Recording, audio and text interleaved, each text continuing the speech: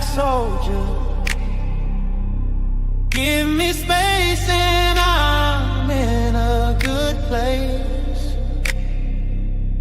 Very serious, mysterious, mind makes right. In for the fight.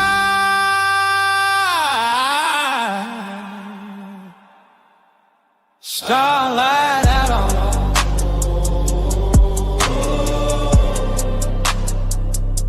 Starlight out on.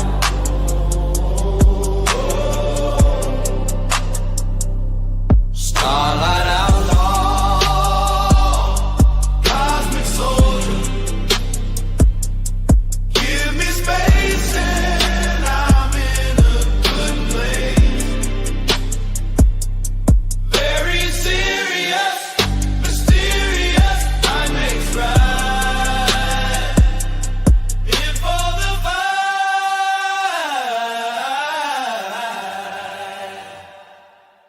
Starlight out on.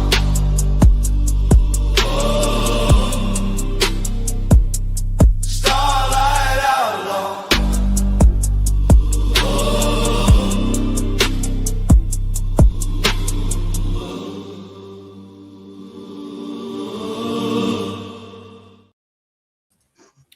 What's up, everybody out there in La La Land? I did start on time, Mike. I did start on time. The fact that it is the fact that it is 8:32 means that I started on time. Let's go. Unofficial, unofficial co-host. What's up, Chuck? That's funny. Thank you for the super sticker as well, Chuck. D, I hope you can stay up, but get your rest if you need to. Dominic, what's up, man? Are doing an offline panel tonight? If so, you can join. Anybody who wants to can join. This is a secret show, so we probably won't get many viewers tonight. I did not advertise this show, just because I wanted to be able to have a conversation about fifis and other gay things that people probably aren't interested in. And I can get a little bit personal with my devoted and awesome audience. So that's going to be awesome, I think. Chuck, you there? Chuck has abandoned us. Well, come hang out, Joe. Don't advertise the stream. Don't share this one. I'm not going to delete it, but I want it to be a secret stream, only for those in the know and that pay attention. Oh, man. So I've talked to a good friend of mine about dieting recently.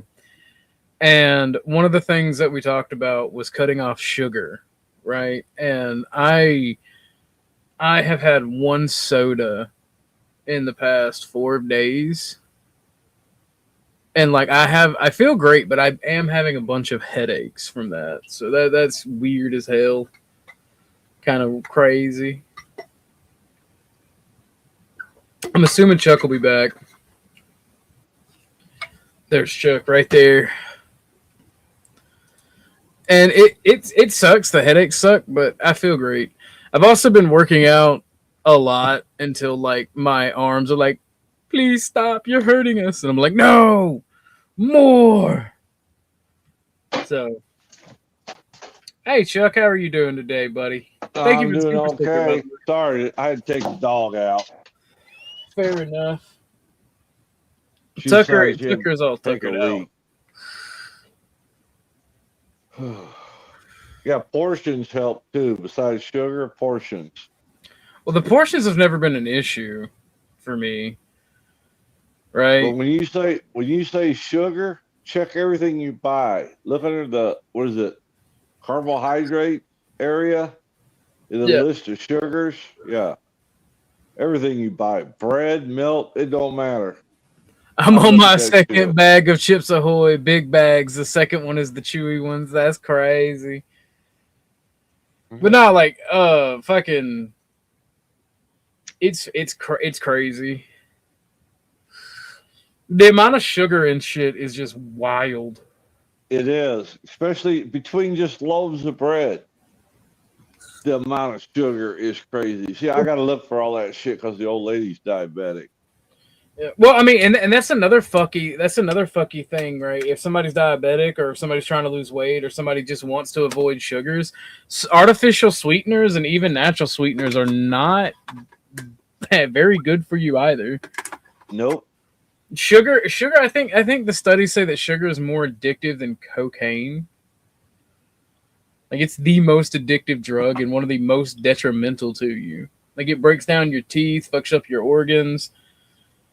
And it fucks up on how your body runs. Like don't make no mistake, you do need sugar, you do need glucose. And by the way, this isn't medical information. For one, I'm a fat guy, so you shouldn't listen to me about dietary things. Two, I'm just talking. But like it fucks up everything. I got the old lady down to her lowest weight ever. I'm doing something right. So.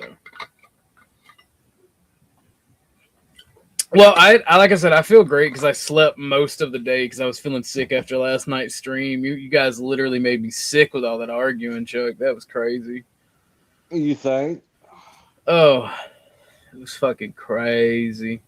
And anybody that was here down there in chat, I apologize for my outburst. I just got sick of it. It was my fault for taking the bait.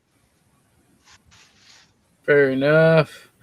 Joe, if you want to hit the link is up there. I thought this was a no black drink. What the hell are you doing to me? Oh Lord. Well, Joe gets a pass. He's one of the good ones, you know. Yeah, okay. He's not light skin. He's a red bone. Like, oh Lord.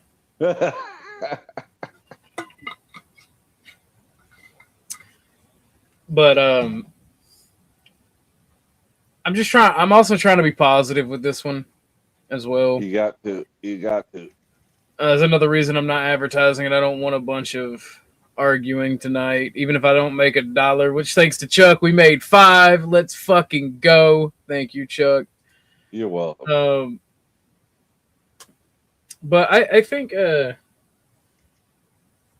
we should talk a lot about the feeling aspect of because I hear Joe and I hear a lot of other people talk about people are just soft or they're in their feelings. Our emotions inform most of our decisions.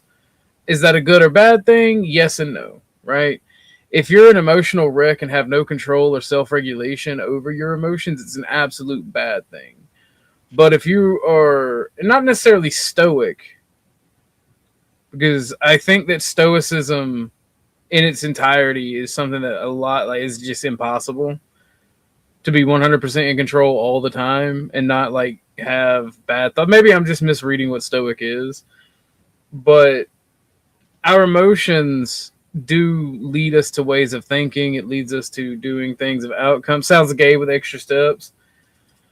Look, struggle. Look, all I'm saying is if you're gay, it's okay. It's 2026. You know, we're also going to talk about mental illness on this stream.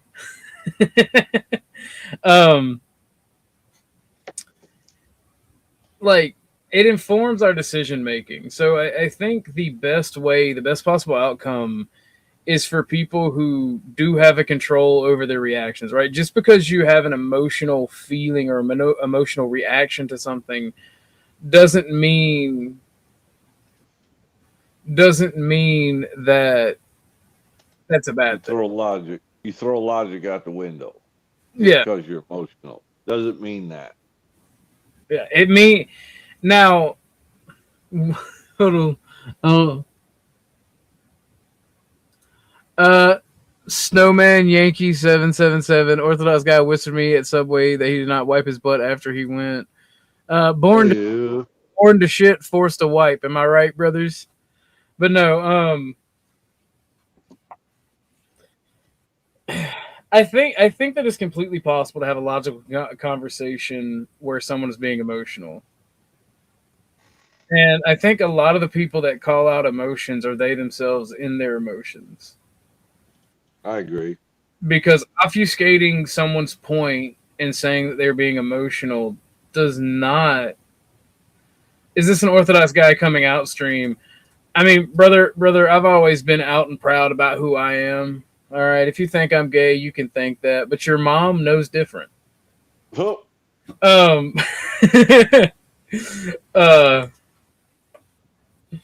No, I'm just actually in a really good mood for like talking shit, and I think that people who don't understand their emotions and don't control them are fundamentally retarded. And I think that's the quest that all men have to go through, like the first quest that all men have to go through in life to be successful. And that is something that I'm still doing myself. I mean, I'm not successful, so take it with a grain of thought, a grain of salt, you know.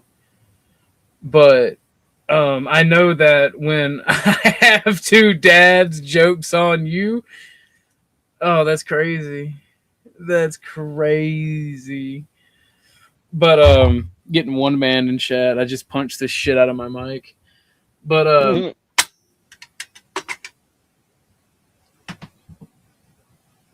Joe was like, I'm a skinny black man. I do not need to diet. All right, I was just letting that shit run its course. Now I'm coming up. Crazy, Joe. But no, I think that control over oneself doesn't necessarily mean a lack of emotion. And I'm tired of hearing it like it is, you know? Because humans are emotional creatures. We run on instinct and emotion. We're able to use logic because logic is a tool. And I wish Flo was here, because I would tell him and I would tell Joe and a few people that talk a lot about logic, that especially when it comes to religion, that just because it sounds good and logical doesn't make it true, right? Because there was, I can't remember the guy's name, I believe he was a Greek philosopher, and logically speaking, he made an argument that was perfectly sound logic about how you could never reach your destination. Like if you divided your destination in half each time you went halfway to it, you would never reach it. And that's the pitfalls of being like 100% logical, is sometimes it may seem logical and it may seem the right thing to do based on all reason, but human nature, circumstances, these sort of things get in the way. And I feel like a lot of people that try to be logical don't account for that. They don't account for the emotions of the people that surround them either. They don't account, and like you could say, "Well, that's not my responsibility." No, dumbass. But if you don't account for the fucking poisonous pit viper 10 feet from you, it's not your responsibility. But you're sure as fuck gonna wish you did in about 10 seconds. You know. And I think that's where the fundamental misunderstandings and miscommunications are coming from, especially on the panelverse. Maybe everybody's just gay as well. That could be a thing. No, what it is people think they're better than other people.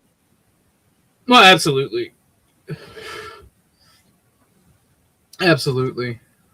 Is what I think. I could be wrong. Well, I mean, there are people that are in better positions. There are people that are objectively better people. What's up, Joe? It's good, guys. Probably should have Lord. stayed my ass in chat. You're up here killing, man. I can't do but make it go worse, right? You're up No. You emotional on you. No, I'm 100%. Like, this is a secret stream, so only the realest of niggas know about this one. Right. Okay. So, and I'm gonna be 100% Oprah honest, right? You, Ike, Chuck, Dusty, Abe Dinkus, Emmett, and Grid, and D5 and Lauren have been some of the most positive influences in my life. And then I got a few IRL friends. Now, does that mean I'm going to have the perfect ideology? Am I still a racist? Yes. Does that mean that I'm perfect? No. Does that mean that their influence is always going to be is that always going to make my mind up on something? No. But those people that I mentioned literally helped me grow as a person, and I'm appreciative for that. I don't know if you're aware, but you just picked a God spread balance right there. You know, if you had to pick a team, that's who you pick. We're so different, all the cats you picked, and all of us got hearts. I know me. I'm just thinking me, Chuck Grid so far. I can't remember the rest of the cats you said. Lauren, big heart. Yeah, and you need everything, right? You can't have everybody angry like me, or you know. I was gonna crack a joke, Chuck, but at any time shit's going well, I can wait. Well, the thing is, right? So, like, the people I mentioned, the thing that I mentioned is, well, not laws. You're more like a annoying older brother, right? I like you, but I will never recognize you. And I've never disagreed with you on that, by the way. Nor have I ever claimed to. But anyway, the spread that I said, which was you, Chuck, Dusty, Ike, Lauren, Dusty, Ike, Grid, Abe, and Emmett. Abe, yeah. Like, I like all of those people for different reasons, and I listen. I may not do exactly as they do, but their word carries a lot of weight, right? And it's no particular order. It's no particular order. All right, I lost sound when Chuck dropped.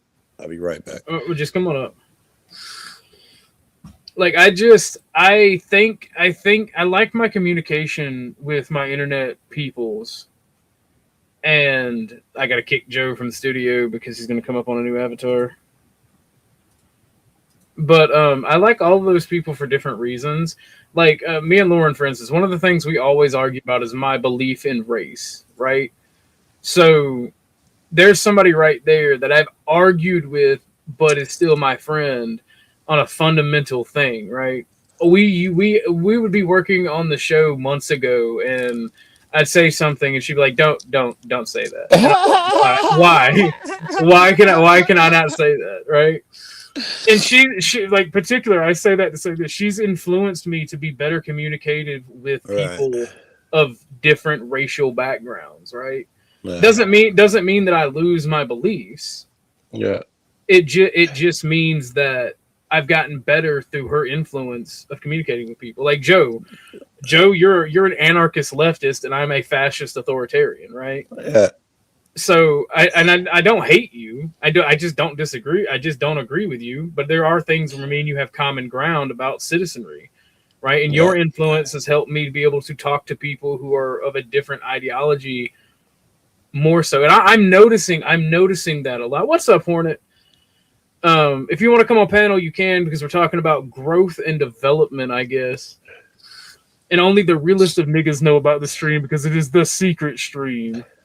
I don't know if you know the gangs culture here in Chicago. It ain't Bloods and Crips, it's GDs and Vice Lords. GDs, that's what the GD is, growth and development. Gangster disciples and growth. They call it growth and development. If they said that, you saying it just made me think of them. That's how much they've claimed that. I know a little bit about gang culture. For one, my little brother was like the stereotypical white kid who was poor and wanted to be a part of that. And then my adopted older cousins from my black family were actually GDs down here in Georgia. Okay, yeah. So I know a little bit about it. Yeah. I know that different gangs have different, like the GDs are the ones that I know of that are closer to their roots of community development and looking out for the community. If I'm not mistaken, they were the last gang to start selling drugs as well. I don't know about that. All of this shit would have happened a long time ago, and they all started off like that. Positive school lunch programs for the kids, grants from the government, and all that. I don't know who broke wild first or last. I don't know. There is nothing wrong with being a man in tune with your emotions and still being able to kill a motherfucker, Grid. I just have. Let's get back to the emotion thing, because you know, I think I'm in agreement with you. I think matter of fact, I think me and you came to some of this. We talked yesterday or the day before that emotion in itself is not bad. In fact, it's a tool, and there'll be a time and a purpose for it. And if used well, it's cool. Well, I don't think it's a tool. I think it's an instinct. I think it's something inseparable. It is the most powerful driving force that you have as an individual. You don't think it's a tool? For instance, I think anger. We'll use that one. Well, hold on. It ahead. can be okay. So if I'm giving a political speech, if I'm doing a political rally for my ideology, right, and I start pulling on heartstrings, and start like if I'm doing an anti-immigration rally and I'm bringing up all of the young women and all of the young men that have been abused or killed or raped by illegal immigrants, I am intentionally using emotion as a weapon. So yes, it can be a tool, right? But by and large, most of the time, it is literally just spontaneous. I see where you're going, right? You're saying it's kind of spontaneous. It ain't a lot you can do about it. I think that's the direction that you're going. Yeah. Yeah. Say as a man, our job more so than females is to get your shit under control. That is damn near how you'll be judged. Like Shakespeare, he got one. I wish I could remember. Let loose the dogs of war. Let slip the dogs of war. Lend thine eye a wicked perspective when it's time for war. And that's when he tell you, bring all that anger and shit that you've been controlling. Now it's time to let it loose. I mentioned my fight with my father on yesterday's show, right? Joe, you've lived a gang-filled life. You've been in those fist fights where it wasn't sure if you were going to survive or not. Yeah. What's the first thing that you do? You get angry. Your adrenaline starts pumping. You start hitting harder. You start controlling your breath. It's that culmination of instinct. I use it bogusly because I wanted to fight. I would stir my anger before I met the guy, he got there or I got to him. I would stir and cook it and don't let it die. But until I saw him, I was an evil dude. That's where the balance. That's where the balance comes in, right? Because if you do just that, you're likely to lose because you're just running on emotion, right? If you've grown up fighting or you're trained to fight, that culmination of emotion and instinct makes you unstoppable. It's just like being on a basketball court at the right time. You're just like in the flow zone, right? If you've done it a lot, that go for fighting or whatever you're doing on the street in any sticky situation. That flow zone kick in. If you're calculating shit or you just an emotional mess, everybody, you're not gonna win. Everybody gonna say it. That's the difference between men and women, right? And I think that women are starting to realize that this equality means that the expectation of them also being able to control their emotions like men. I think that's eeping into society slowly but surely, and it needs to hurry up and get here. I don't believe in equality. But there's no putting them back in the kitchen, right? And if they're not going if they're not going to go back to their traditional roles willingly, then the expectation for them to control their emotions higher. I don't think that's much to ask. Yeah. I'm more concerned about the men though. I can't even communicate with motherfuckers. Actually, one-on-one is not so horrible. But the more people are around, whether in real life or on these things, the less chance of communication goes without someone spilling out their emotions. Well, that's supposed to be all men on the fucking panel. So that's an instinct, Joe, right? Because there is nothing more powerful in human nature than mob mentality, right? Yeah. And all the mob mentality are people that are running on instinct, but they're following the emotions of the crowd. They're feeding off that emotional energy, and typically you get riots and burning cities in human history when you have a mob. But in the modern world, you're able to have an e-mob, like an electronic mob, and you wind up just over-talking, yelling at each other, being emotional, and fighting amongst each other. When you have an e-mob, because even within the mob itself, you have splinter factions that could easily and quite frequently do wind up fighting each other. So, if we were to live, we had to be free of anger. The grouch and the brainstorm were not for us. They may be the dubious luxury of normal men, but for us, these things are poison. Look at that pimp! Look at that pimp! He said, "Oh, all right, you got to fix your mic too, if you can, Chuck, because you was a little low and popped a bit with that. We can't hear you at all. Okay. That was kind of dope. He said we got to control that anger. That's the luxury of other men. That's the Who luxury wrote, of weak. That's the luxury of weak men, in my opinion, to not control your anger. who wrote that shit? How about You're that? Is not a that better? man, right? Yeah, much better. Yeah. Yeah, way better. Somebody had me turned down to 5. I don't know who it was. That was me. That was me. Probably when you was yelling at I Dennis. cut you and Dennison down to like 5-10%. It was necessary. I was You man, I know, was reaching for the button. You niggas was irritating me so bad. It was stupid. I had to go and take a break and get something to eat and all I that shit. apologize, Joe. I let him get my goat. He was doing it intentionally too. He was having so much Yes, he fun at it, was. which He shows me was. I'm a little neff and I need to cut it out. It wasn't attractive when he did. It won't be attractive when I do it. You Yeah, know, but this see, was our course. if y'all were women, I'd be like, yeah, let's do this. But y'all are men, I'm like, This nah, Right. brother, Brother. I had to go read. I had to go read this last night because I felt sick. This was Mhm. our course. We realized that the people who wronged us were perhaps spiritually sick. Though we did not like their symptoms and the way they disturbed us, like ourselves, were sick too. We asked God to help us show this power and patience that we would cheerfully friend. If it offends us, we said to ourselves, "This is a sick man. How can I be helpful to him? God save me from being angry. Thy will be done." We Oh, avoid retaliation or argument. We wouldn't trick sick people that way. If we do, we destroy our chance of being helpful. We cannot be helpful to all people, but at least God will show us how to take a kindly and tolerant view of each other and everyone. Jesus. And I Jesus. forgot that.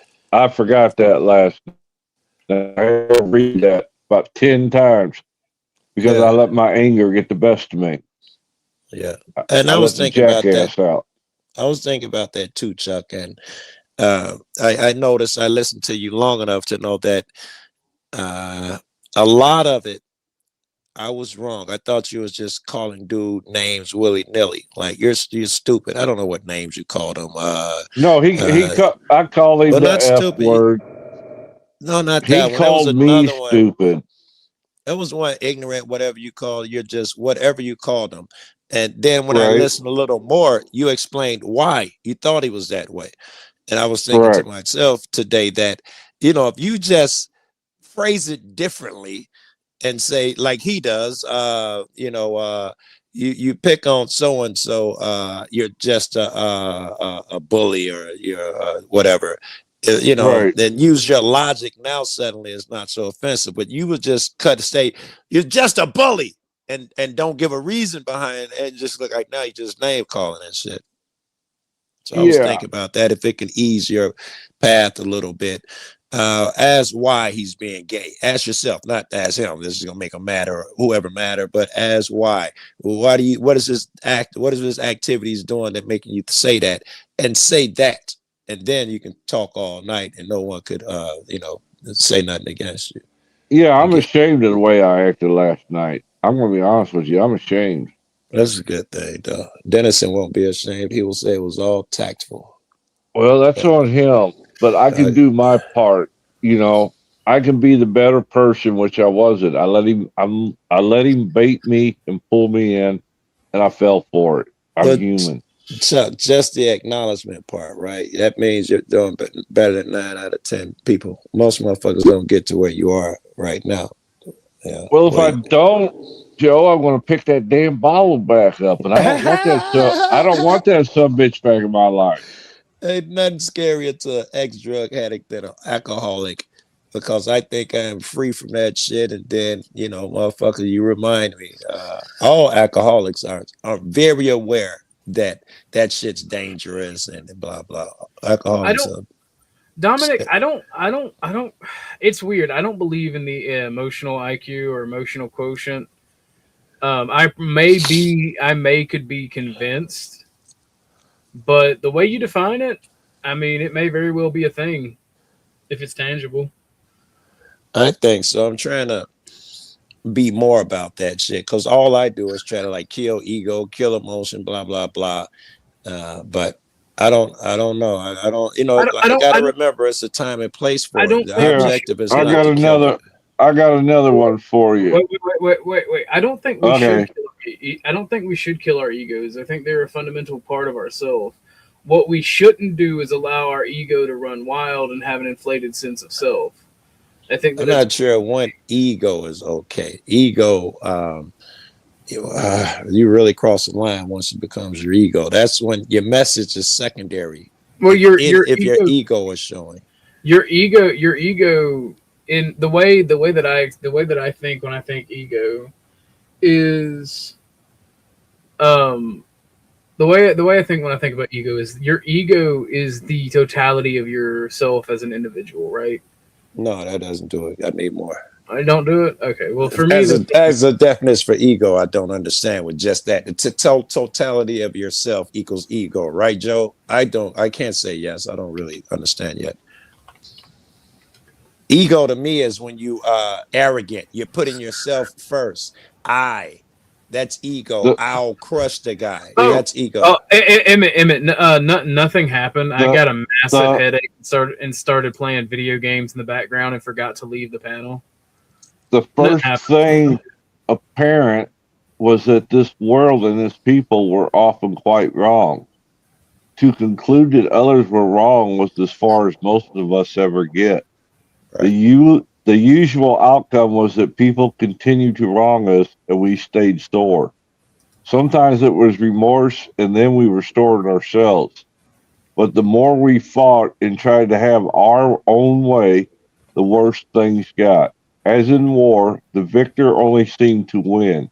Our moments of triumph were short lived. It is plain that a life which includes deep resentment leads only to futility and unhappiness. To the precise extent that we permit these, do we squander the hours that may have been worthwhile? But with the drunk, whose hope is the maintenance and growth of a spiritual experience, this business of resentment is infinitely grave. We found that it is fatal, for when harboring such feelings, we shut ourselves off from the sunlight of the spirit. The insanity of alcohol returns and we drink again. And with us, to drink is to die. I'm learning, Chuck. I think I just heard in what you said. A big part of your philosophy and your growth, yours and anyone who follows that, is to forgive yourself. None of these things seem possible until you forgive yourself. And if you don't stay forgiven, you can pick up the ball, as you put it. Well, I don't forgive myself. I think you do. Every time when you say I was just human, and you understand it because you understand them, you've forgiven yourself and you're able to forgive them. I'll buy that, and I'll go to somebody that I've wronged, and I'll offer an apology or whatever it is, and it's up to them whether they want to accept it or not. Right. You've forgiven yourself. You're not hanging on that apology. You don't need it and all of that shit. Because that's what I used to do back in the I grew up in the hood. I know all about holding them grudges. Yeah. What Chuck's trying to say is he's a hood nigga down at heart, you know? And what? That's right. Chuck, you're roboting a bit. Dom, did you want to get in? This is a good time. Don't mute up, Dom. Did you want to get in? I want to get in. Oh, Hank, I didn't even know you were up here. How you doing? I'm doing great. So, as far as I could tell, Chuck's trying to save Jack for the drama because, from my perspective, Jack clearly likes the company of fools like Snafu Snaps, Illumi Tommy, King Steven. He clearly loves it. I think you're right. They like each other. I actually have an open my door. My signal went out. I have an open door policy for those guys. They avoid me. They avoid my show like the plague. Don't make it about you, Hank. Of course. Sorry, Joe. I'm sorry for talking about myself. Sorry, Joe. But I'm just making it. It's clearly obvious that those characters, those fools, don't want to be around me because I'll cross-examine them and expose them. So, I don't know. I think I'd do with Chuck and Jack. Don't worry. Well, I went off on Jack last night, but I meant what I said. However, the way I said it was I'm wrong. not sure I saw it. You go off on him. You could give me a short recap. Well, he tried to interject in Hold it between down. I gotta the step away art. for just a second. Okay. All right. Yeah. He tried to interject in between mine and Dennison's argument, and I told him I didn't need a psychobabble. Yeah. Okay. Yeah. Because, in my opinion, he has nothing to offer. But that's just my opinion. I could be wrong. You will be wrong. Confucius says, not a day when I walk with man, woman, or child that they are not my teacher. You can learn from watching. You can learn from him saying silly shit. You're supposed to learn from observation. If nothing else, if you don't get a direct message, he's probably in I that agree day with that. for a reason that day. Like, I think I was supposed to learn patience yesterday when you and Dan were losing your fucking mind. I had to learn to be quiet and let two motherfuckers sort it out. You know, I was learning I lessons lost over it. there. That's a fact. I lost it, and I felt sick afterwards, Joe, because that's how I ended up as a drunk in the first place, was shit like that. And then push you there. I think he'll admit to that and all of that. And I'm guilty of that shit too. I push people to make them. Snap. But you don't push like that. I try not to do it with you I niggas. could be wrong. No, I'll do it to some racist fuck I don't like. I don't do it to you niggas, but I'll do it to a Vanta or a Steven, or I could think of a few more motherfuckers with shitty hearts. I will push them and have them screaming, yeah, I just hope you die in the street, hard R, blah, blah. And I'll push them there. But, you know, I pushed you niggas a few days ago. I still feel bad about that shit. That's all right. I got my flag out. Don't worry. It's got the big 3Ks on it, you know. I was gonna. Yeah. No, I understand where you come from, because remember, East St. Louis is where I was born and raised. I try to get away from that shit like you try to get away from that alcoholic shit. It'll suck you dry, Joe. That vengeance shit, that get him for it was a lot of aspects in there. Like, even as a young person, when I started learning these lessons that I was wrong, it was great. I remember learning that the opposition wasn't opposition. I was probably Flo's age, so I should have been learned. But I was learning that, you know, these are my brothers. Just because they're GD and I'm a VL, this was dumb. And I would spend more time with them, and in front of my guys, I would tell them, we're dumb, you're stupid for that shit. It's liberating, man. But I fell for it. Well, every night I do a personal inventory of myself. Listen, and I think I know what that means. Well, I try to look inward to myself to see where I was wrong. What did I do? Okay, that's good shit. Where could I have been better instead of being an asshole? Yeah, and it's it's constant. Every day I have to do that. I love you for it. I think most people every day, all they do is see what other people wrong them. They in fact do it to keep the focus off of themselves. They don't want that moment that you're so proud of taking every day. And it really, like I said, this program is a program about living. It's not a program about not drinking. It's about being able to interact with you dumb motherfuckers every day. Sounds cold as fuck. I ain't gonna bullshit. You sound like some fucking Khalil Gibran or some cold motherfucker wrote it. It's crazy. It worked for me. That's all I know. And if I don't keep on top of it, it will consume me. Because if I carried that grudge every day with me, and I pick up another grudge and another grudge, pretty soon I'm going to get tired of them grudges and drink them fuckers away. Dig it. Check that out. I never thought, I'm thinking of it now, that if you, would that cure your alcoholism and drug shit, if you just let go and forgive? That would include you and them and all of that shit. But according to what you just said, when you hold grudges, you pick up the bottle. If you let everything go, does that mean you got a better chance at being sober and not pick it up again? Or just examining it. Well, it's like being a street thug that runs with a gun. If you quit running with the gun, you know, if you think before you react, maybe you won't drop somebody. You know what I mean? Yes, yes. And you see them It's- as you certainly that shit that you're saying. It's hard to harm a motherfucker. You just said something like, I was that guy there. I forgot how you phrased it. Mentally unbalanced. That is not what you said. I'm just throwing it in. You was like, I can't be sick, is what you said. I think he's sick. I was sick. I and can't treat him what would I do for a sick friend?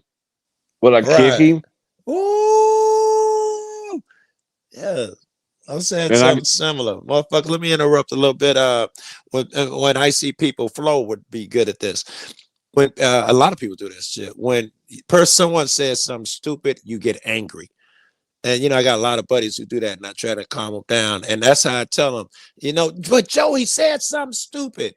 I'm thinking of some good friends of mine and chicks who and I say, so that is your upbringing, is that when someone says something stupid, that is your time to show your anger and jump on them, as opposed to counseling them or showing them their ways or something. I'm trying to phrase what you just phrased there. well, see, but for me, it's dangerous. It's like a drug addict. That's how we got in this predicament in the first place. We let life beat us down to where we couldn't take it no more, and then we get started on that roller coaster. That's interesting too. This is the way I look at it. And I catch a lot of flack because I talk about the program here and there. Hey, But if welcome to I my world. I talk about racism too much, apparently. But go ahead. but didn't, if I didn't, and if I didn't fall back on what I was taught, Right. then I will become the thing that I don't want to be, that ugly monster that used to exist. Yeah. And I don't Well, want to be that guy anymore. 'Cause like I said, I had no friends, I had no family. I damn near right. didn't have a job. And at Right. that stage of life, I didn't care. And And if I'm not mistaken, Jack, alcohol took him through a similar path. I remember him saying didn't have nobody. He didn't have a job, no friends. He probably still don't have a whole lot of friends. Don't look like. right. And that's what the problem, the best I can ascertain, that's what the problem between me and Jack is. I Is got these bullshit filters from working yeah, the program. yeah, And I've worked with hundreds, and I'm not exaggerating, hundreds of alcoholics. And I can see right through them I understand. to see if they actually, and this program ain't about, it's a God of my understanding. It's not about anybody else's God. And I don't want to get too preachy because I love this thing because it saved my life. Very good. But I do understand what you're saying about how you ran into so many people like that you can see through them. And I got to work on. It's insulting to me when people think they're getting over on me, and it makes me mad, and I punish them in some way, like I'm God. Yep. I got to be careful about that shit. I take it as a sign of disrespect. One of my friends who we've gotten high for 30 years together, drunk and nodding off, and I don't get high anymore. I'm around the guy, he's nodding off. No, I'm sleepy. I was like, that's What disrespectful, the bro. hell's the matter? Yeah, what's the matter with you? I'm just sleepy, man. What, you don't believe me? Motherfucker can't get sleepy. I'm like, God damn it, you know how many times I've been high with you? What's for that? Don't do it. And I used to tell guys I work with, I'll walk to the gates of hell with you, that I refuse to go back through that gate. Yeah. Because One, it's been almost 20, it'll be 26 years in April, but I still remember wow. Remember how what it it was was. like when Yeah. I was a full blown alcoholic. Okay. I was like a tornado roaring through life. All right. Wow. I dig it. I think I got a little taste of that yesterday. That was like, I got an idea of what your angry drunk is like. Like when Jack gets Yeah, mad when somebody's making him face reality. That anger part of him, I get a glimpse into what his angry drunk would have been like. exactly. And I don't take credit for getting sober. I give all credit to my God of my understanding. Dom and whoever else up there, y'all got to speed. I got to mute up because I got to grind some weed. Go ahead, Dom or Hank, whoever's up here. I'm trying to find my. Well, there's a word that I've shared with you before, Chuck. It's called recovery. Yeah. What is one covering up? I'm not covering up anything. I'm trying to keep from covering up. Wait, yeah. Let me work that through my head, Dom. They call it recover. So you're trying to get something that was lost. You're saying cover up. To cover up something. I'm not sure those are the same thing. To recover means to get something that you once lost. Right, myself. Recover means again cover. Yeah. For most addiction, doesn't matter which one it is, there's an emotion attached to it. Usually drinking is anger, smoking is grieving, weed is escapism. Again, well, you can say that whatever you want, but then again, have you been fully developed emotionally? A lot of that's in our child years. Hence why people, when they're in their child years, they're acting like a child. They haven't developed emotionally. Somebody should be able to go upside of you, downside of you, or right across your heart, and you're like, interesting. But if you're feeling as though you need to react, and then you have to do it physically, now your ego's involved, where your emotions should be able to stand true. It's like, think about it when we play hoops, for example. There's trash talking going on. It's just part of the game. And at the end of the game, that was some good trash talk. But for a lot of folks, they don't realize that if they're going to get triggered, usually the trigger's in a different type of emotion, pleasantries. But dare not somebody say something to offend you. I said, well, then that'll reveal something about you then. This is where they talk about Christ consciousness. You have to both be intellectually developed and emotionally developed. EQ. Yeah, IQ and EQ. But a lot of people use their IQ as a weapon to mask their emotions. Because they get hurt. I agree with that. They get offended. And they're quickly to insult somebody. I was like, okay, so what are you really saying about yourself? Forget about what you're saying about other people. What are you really saying about yourself? You don't actually hold how much value to yourself if you're going to insult another human being, regardless of the circumstances. Again, that's why it's called recovery. Well, I mean, I think there's a lot of, I think at least, especially on the internet, I'm not going to say at least on the internet, especially on the internet, there are a lot of people that just gaslight and joke and mess with one another. And it's not a conducive environment to say, hey, that's too much.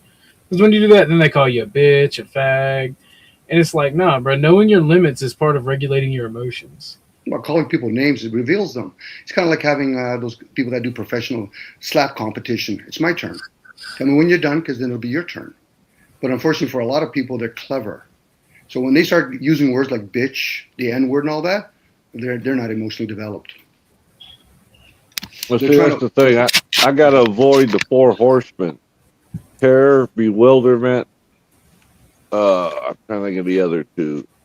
My mind just went blank.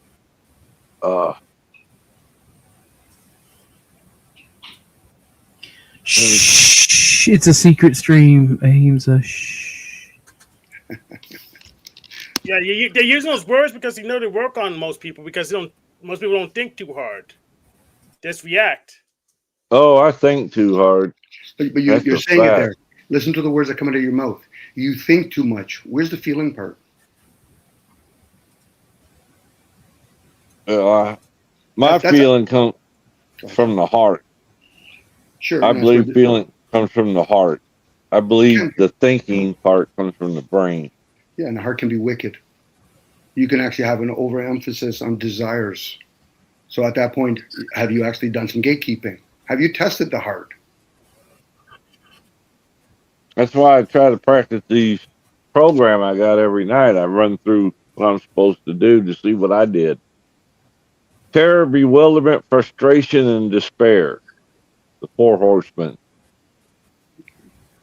It could be the four donkeys too. What was the first one?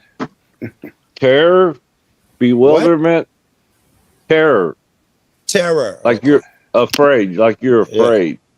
bewilderment, like you're confused, confused, frustration because anger. things ain't going my way, Right. despair because life has got me down. Yeah, I dig it. If That I last one, live there, I'm going to become that. that frustration shit. I remember I stopped selling dope and was like, how the fuck do y'all make money out here? If you can't hustle, it was like I was like depressed. I was like, what the fuck? I hadn't had a job since the 80s. I didn't understand. I was like, it's gonna be rough. And they had a cop watching shit fell in my lap. I was still on house arrest. Yeah, I can remember all my buddies when I quit drinking, and they go, "Oh, you're one of them now." I'm like, "What the fuck is a them?" And they constantly tried to pull me back Yeah, down to that level, to their yeah, level. yeah. I had But with buddies who God's help, I refused. I had buddies who wouldn't share a bag of dope to save their life. Once they see that I'm not blowing, suddenly they want to pull their shit out in front of me. Yeah, Joe, you want something? It's really good. I told y'all, yeah, I know. Well, I'm just saying, Joe, so and so got a bomb. Yep, yep, yep, Yeah, yep. Same thing. Misery loves company, Joe. Agreed. I think that's why all these people get on panel. These are broke, miserable motherfuckers and get up and call me the hard R and shit because they want some company. It's my job not to let them pull me in. Or they use you, like I figured, they use you for a whipping post. I don't know. You got to participate in that, and I don't participate in that. I certainly don't feel whipped, and if I ever get angry, I feel like I can whip harder. And I don't worry about. Well, it's figure of speech, Joe. Figure of That's speech. what I'm saying. Maybe they feel like they're you're getting something off. Right, right. I don't know. I don't Like- have a desire to whip niggas and control people, so I don't wake up with that desire. I want to take something out on somebody. That's not true. I should not have reacted last night the way I reacted, and I let him turn me into a whipping post. There's only the nouns. You should have listened to Jack. You shut him up and said he got nothing to teach you. Damn it, you should have shut up. He'd have told you, Chuck, there's only the now. What's up, Peace Dynamo? Damn. That was a failure on my part.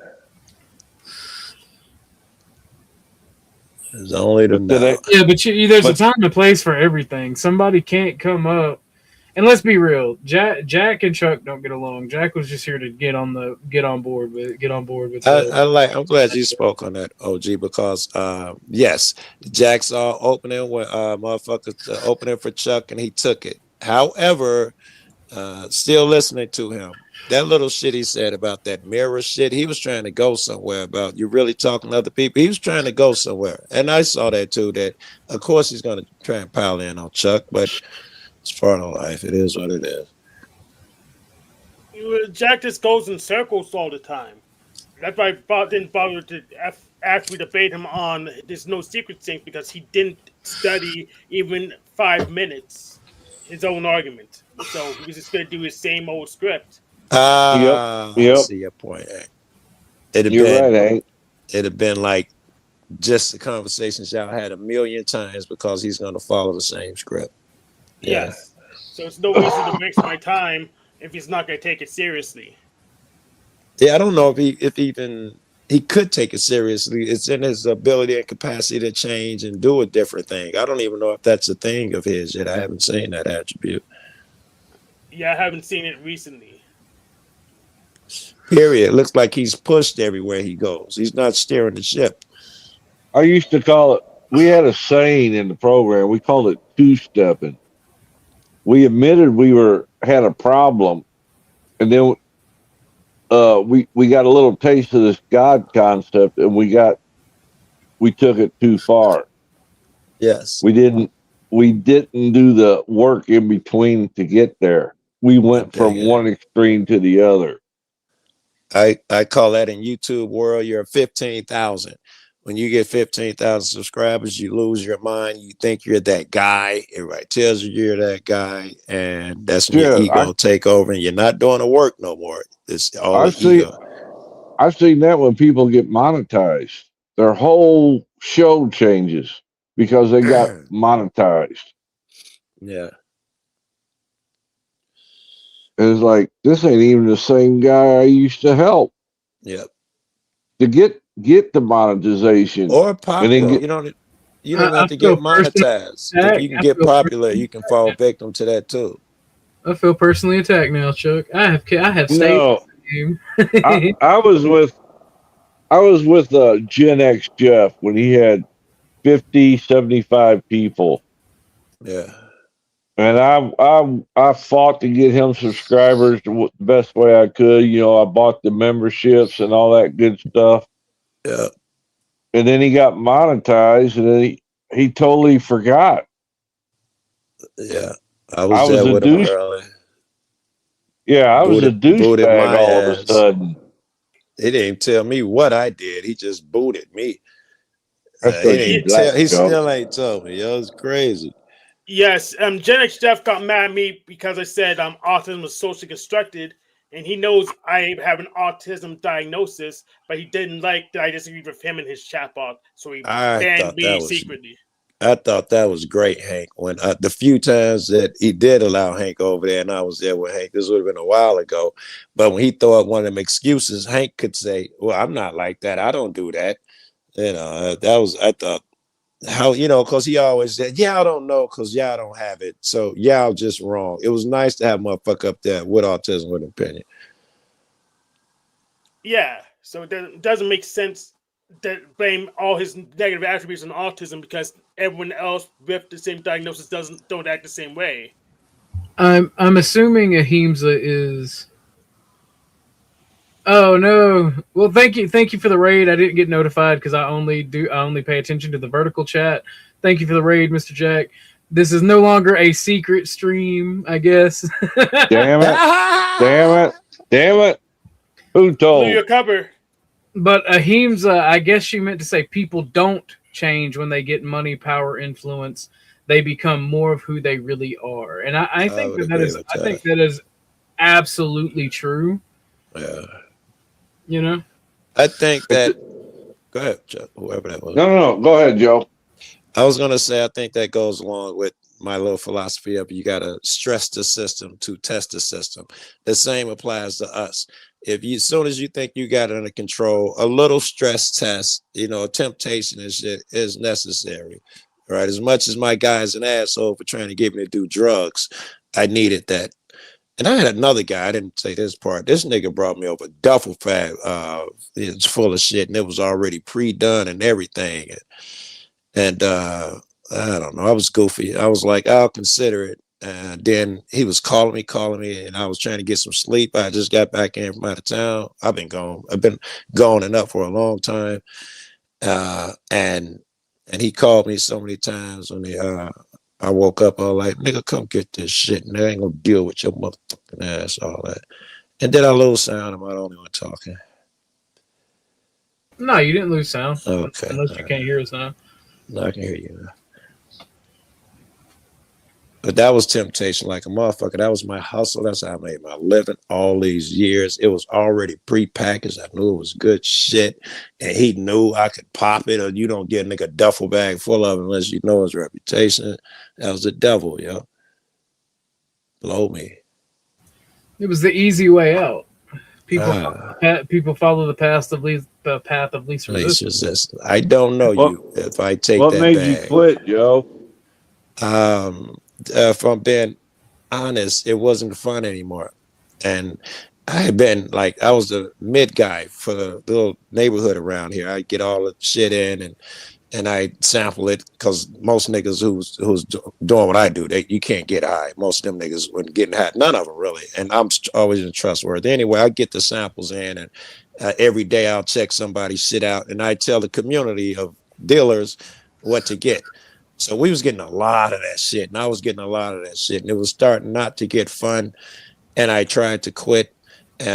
So I usually get like 3 grams of raw throughout the day of raw heroin and make my own drugs and shit. So this time, like, I'm gonna quit. I'll buy some of that shit off the street. I bought 13 bags off the street, and I was still sick. And that's when I knew it was, it's time to quit. I was gone, and that's how I knew. Was you dead inside, Joe? Did you feel dead? I don't think so. I don't think so. I don't think so. I was actually I don't know. I was enjoying You was shit. physically dead in it if you was I getting just straight sick from it. No, I only got sick that day. I woke up with dope. I was dope. I was blowing half a gram each line, right, that I Damn. made. So it was way more potent than the shit on the street. But because I used to take a break, like years before that, I would take a break every couple of weeks so I didn't get hooked. And when I said I'm gonna stop and I'm gonna just buy off the street, I couldn't do it. My habit was so bad that probably scared me. Uh, and my buddy, I used to take him to the program, and after Methadone. the methadone program, after about, I just take him up there to wait outside. After that shit got Mm-hmm. boring, after the first week, I started chatting it up and going inside, talking to people. And I chatted up one of the counselors and talked to her, and she was like, "Yeah, if you're interested." I was like, "No, I'm not really, because I'm still running the streets hard. But I'll give you my info, blah, blah." And she was like, "Cool. If we ever, your insurance, ever we get an opening, we don't have any openings anyway, so don't even worry about it." I thought that was the end of it. Months later, many months go by, and I got popped off and went to jail. And when I went to probation, the chick said, "You got two options: get a job or get into the program." I wasn't even accused of getting high or nothing. I was selling dope. It's just something they do, and they know it goes better if you get into a program. On the way home, someone had called my crib and said, "Hey, is that guy there, Joe? Tell him his insurance, blah, blah." I went. I'd been going for weeks. By the time I went to my probation officer, she was like, "Damn, you really on it?" Not really. That was God doing some shit. I wasn't really on it. And, Praise God. the praise God type shit. And I went down, and this is interesting, Chuck. If you listen to that much, this is probably the best part of the story. They wanted me to stay on it for about 6 years before they started taking me down in dosage. I'm like, this Yep. is the dumbest shit I ever heard. I'd rather quit now. They say it's not an option. If you're in a program, they won't take you down. You won't even consider it. And I yelled at them, and we got into it. One of the chicks lost her job because I overheard her tell another motherfucker that she could take his shit down. She would take it down to punish him if he didn't show up on time. And I'm in the hallway. Yep. Aha! So you can go down. And she lost her job behind that because I caused the ruckus. They sent me to the doctor. They told the doctor to tell me no. I was like, "No, nigga, I don't care." And he was like, "You have to sign an AMA." I'm like, "Fuck, I care, nigga." I signed out. They sent me to another doctor against medical advice. Another doctor sent. And they brought me in there and sat me down huffing. So you're so serious about this. And I made them take me down. And I went up out of there. I was out of there so fast, fast compared to everybody else who's still in that bitch.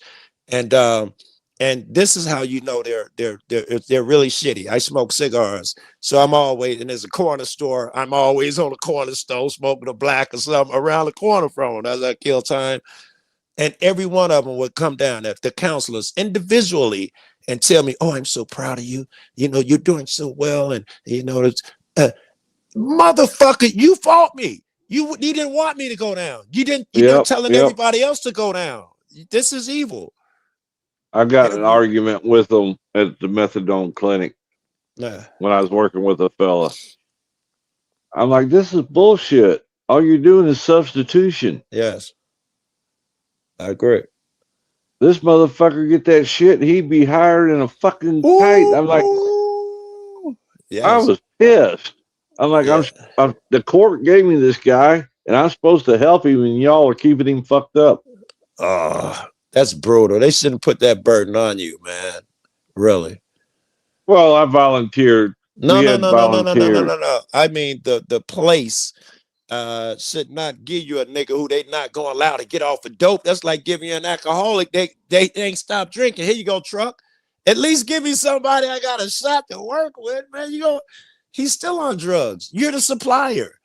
And what am Yep. I supposed to do? I got to tell him to get off, but you won't allow me. That's a fucked up position to be in. Yeah, that was a hard fight when I worked with people in the methadone program because they love that methadone. Yes, niggas getting gallons of that shit. I couldn't believe it. It was crazy. Once you build up trust, I mean, it's just the greatest dope spot in the world. The Yes, sir. methadone clinic, right? Them niggas got to line up. You can talk to them crazy like we used to do on the street. Nigga, get in line.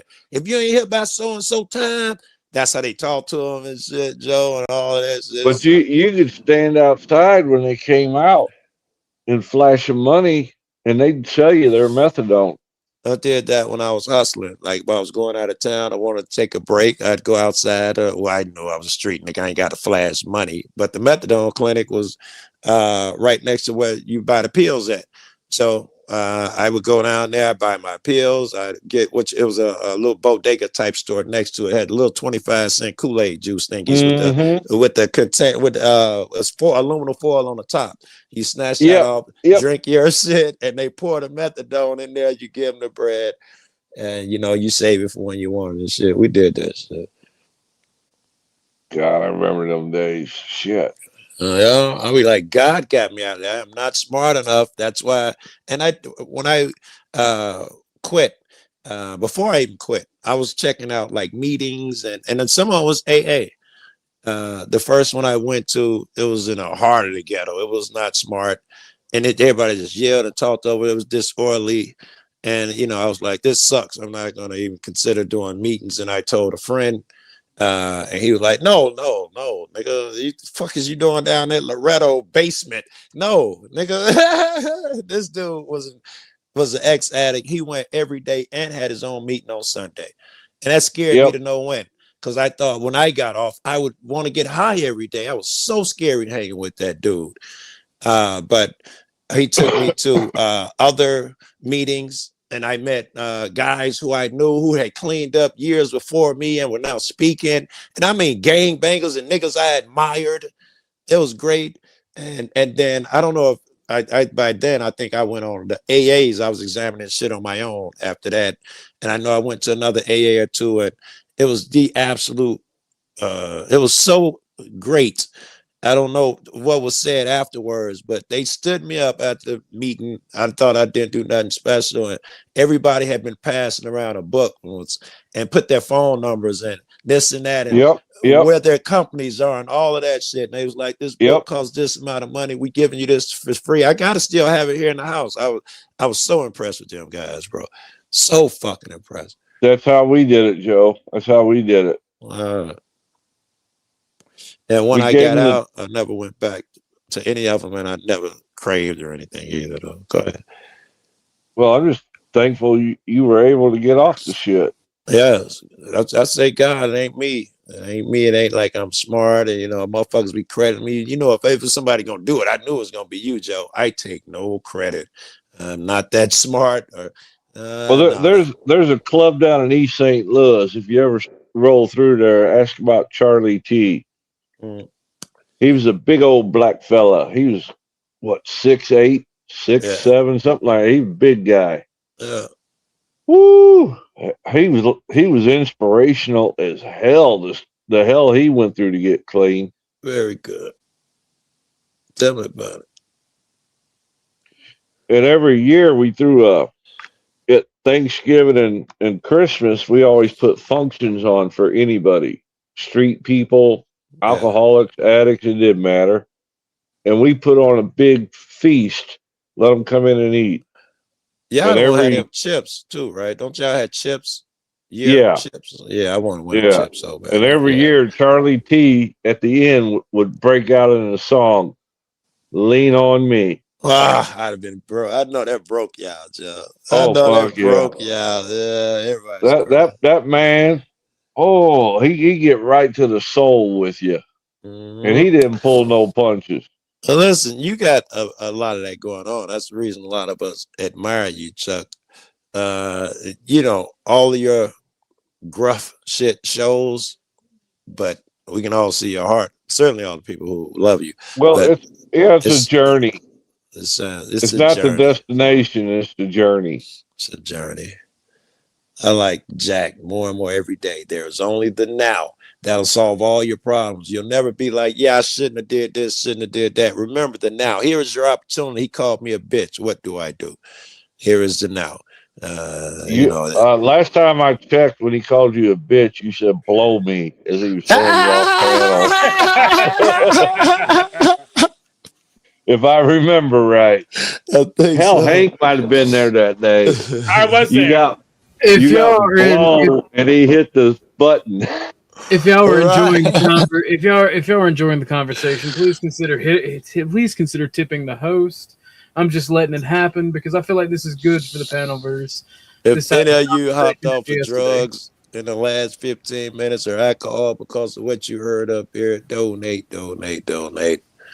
I'm gonna tell you, Joe, you got me in tears right now. I don't know what I said or did, but good. That's that heart shit I was talking about. It's your experience, strength, and hope you're sharing. Experience, strength, and hope. Experience. Joe, I don't know if you got a hater. Somebody's joking, but Joe can steal a chip out of a bag across the room with those fingers. I feel like that's an ex or a best friend that's upset with you. That's funny. Yeah, it could be an old motherfucker because all my other friends crack on me like that. You just fucking reached in, grabbed their last Lays, and just popped it in your mouth. Oh, y'all don't know me because I always used to stream from the car. Thank you for being here, Special K. You know, my sponsor used to tell me, Joe. He say, take that chip, put it on your. Anytime you want to drink, put that chip under your tongue and see if you still want to drink. Right. And it's like, or I'd call my sponsor up. I was bad. I'd call him every day. Wow. I'm going to the liquor store. He say, don't move. 5 minutes later, he's at my door. He said, get your ass in the car. We're taking a trip. And we go to a meeting. And it didn't matter what time of day or night, this son bitch would come get Find a meeting. Ray Chuck and Joe stop having emotional smacks. All right. Hands above the desk. All right. Hands above the desk. And I think it's only fair to Dusty we change the subject for a little while. Well, we used to go to Sex Anonymous meetings and wait outside for the relapsers. Hey, yo, okay. Yeah. It's a joke. It's a joke. I used to go inside and try to pick up women. Hey, what can I tell you? Look, I have a new way of picking up chicks. You know, I like big booty Latinas, right? I just go outside the ICE facility, wait for them to come out. Look, green card. You need a green card. She's with me, officer. Do it like walk up, throw a Roman, look at him, but like, let's go. I didn't mean to hijack the stream. Sorry about that. No, I was just letting y'all. It was positive. It was necessary. I be needing that shit, Chuck. I swear to God. This motherfucker be needing it for sure. Who? Me? No, me. I'm talking about me. It's not all about you, Chuck. It's not all about you, Chuck. Also, Dusty, thank you for the super chat. I appreciate it. I had a funny story along that line. Let's hear it. Go ahead. Yeah. So when I was younger in college, I was told by someone, I don't know who the fuck they were. They just thought like maybe you're codependent, and so they recommended like Codependence Anonymous. I went to one freaking meeting, and there was 10 people there. I left with 5 phone numbers and knew I wasn't that fucked up. Meaning you needed anonymous. Yeah, I mean, they're all wanting to be my friends. And I'm like, okay, I'm not that codependent. You're not supposed to like share your phone numbers. It's like everybody was like so codependent there. I was like, I'm not that messed up. I didn't give anyone my phone Ahimsa is what we call co-dominant. I don't know. It was just wild. Well, you do have a bubbly, happy personality. I don't think I've ever heard you angry on these YouTube man, you weren't screens. around today, but yeah, I was pissed off earlier today. I don't even. Yeah, well, if it's related to the story you told in chat, I understand. Jesus Christ, that must have been harrowing. That was funny as fuck. I was like, I was out getting one kid like trying to do college shit for next year and clothes shopping and all kinds of crap. And then my youngest texts me this picture from our fucking driveway of, of the popo arresting someone. And I was like, are you shitting me? That's crazy. But yeah, apparently they broke across like this street across the street. I have 10 acres.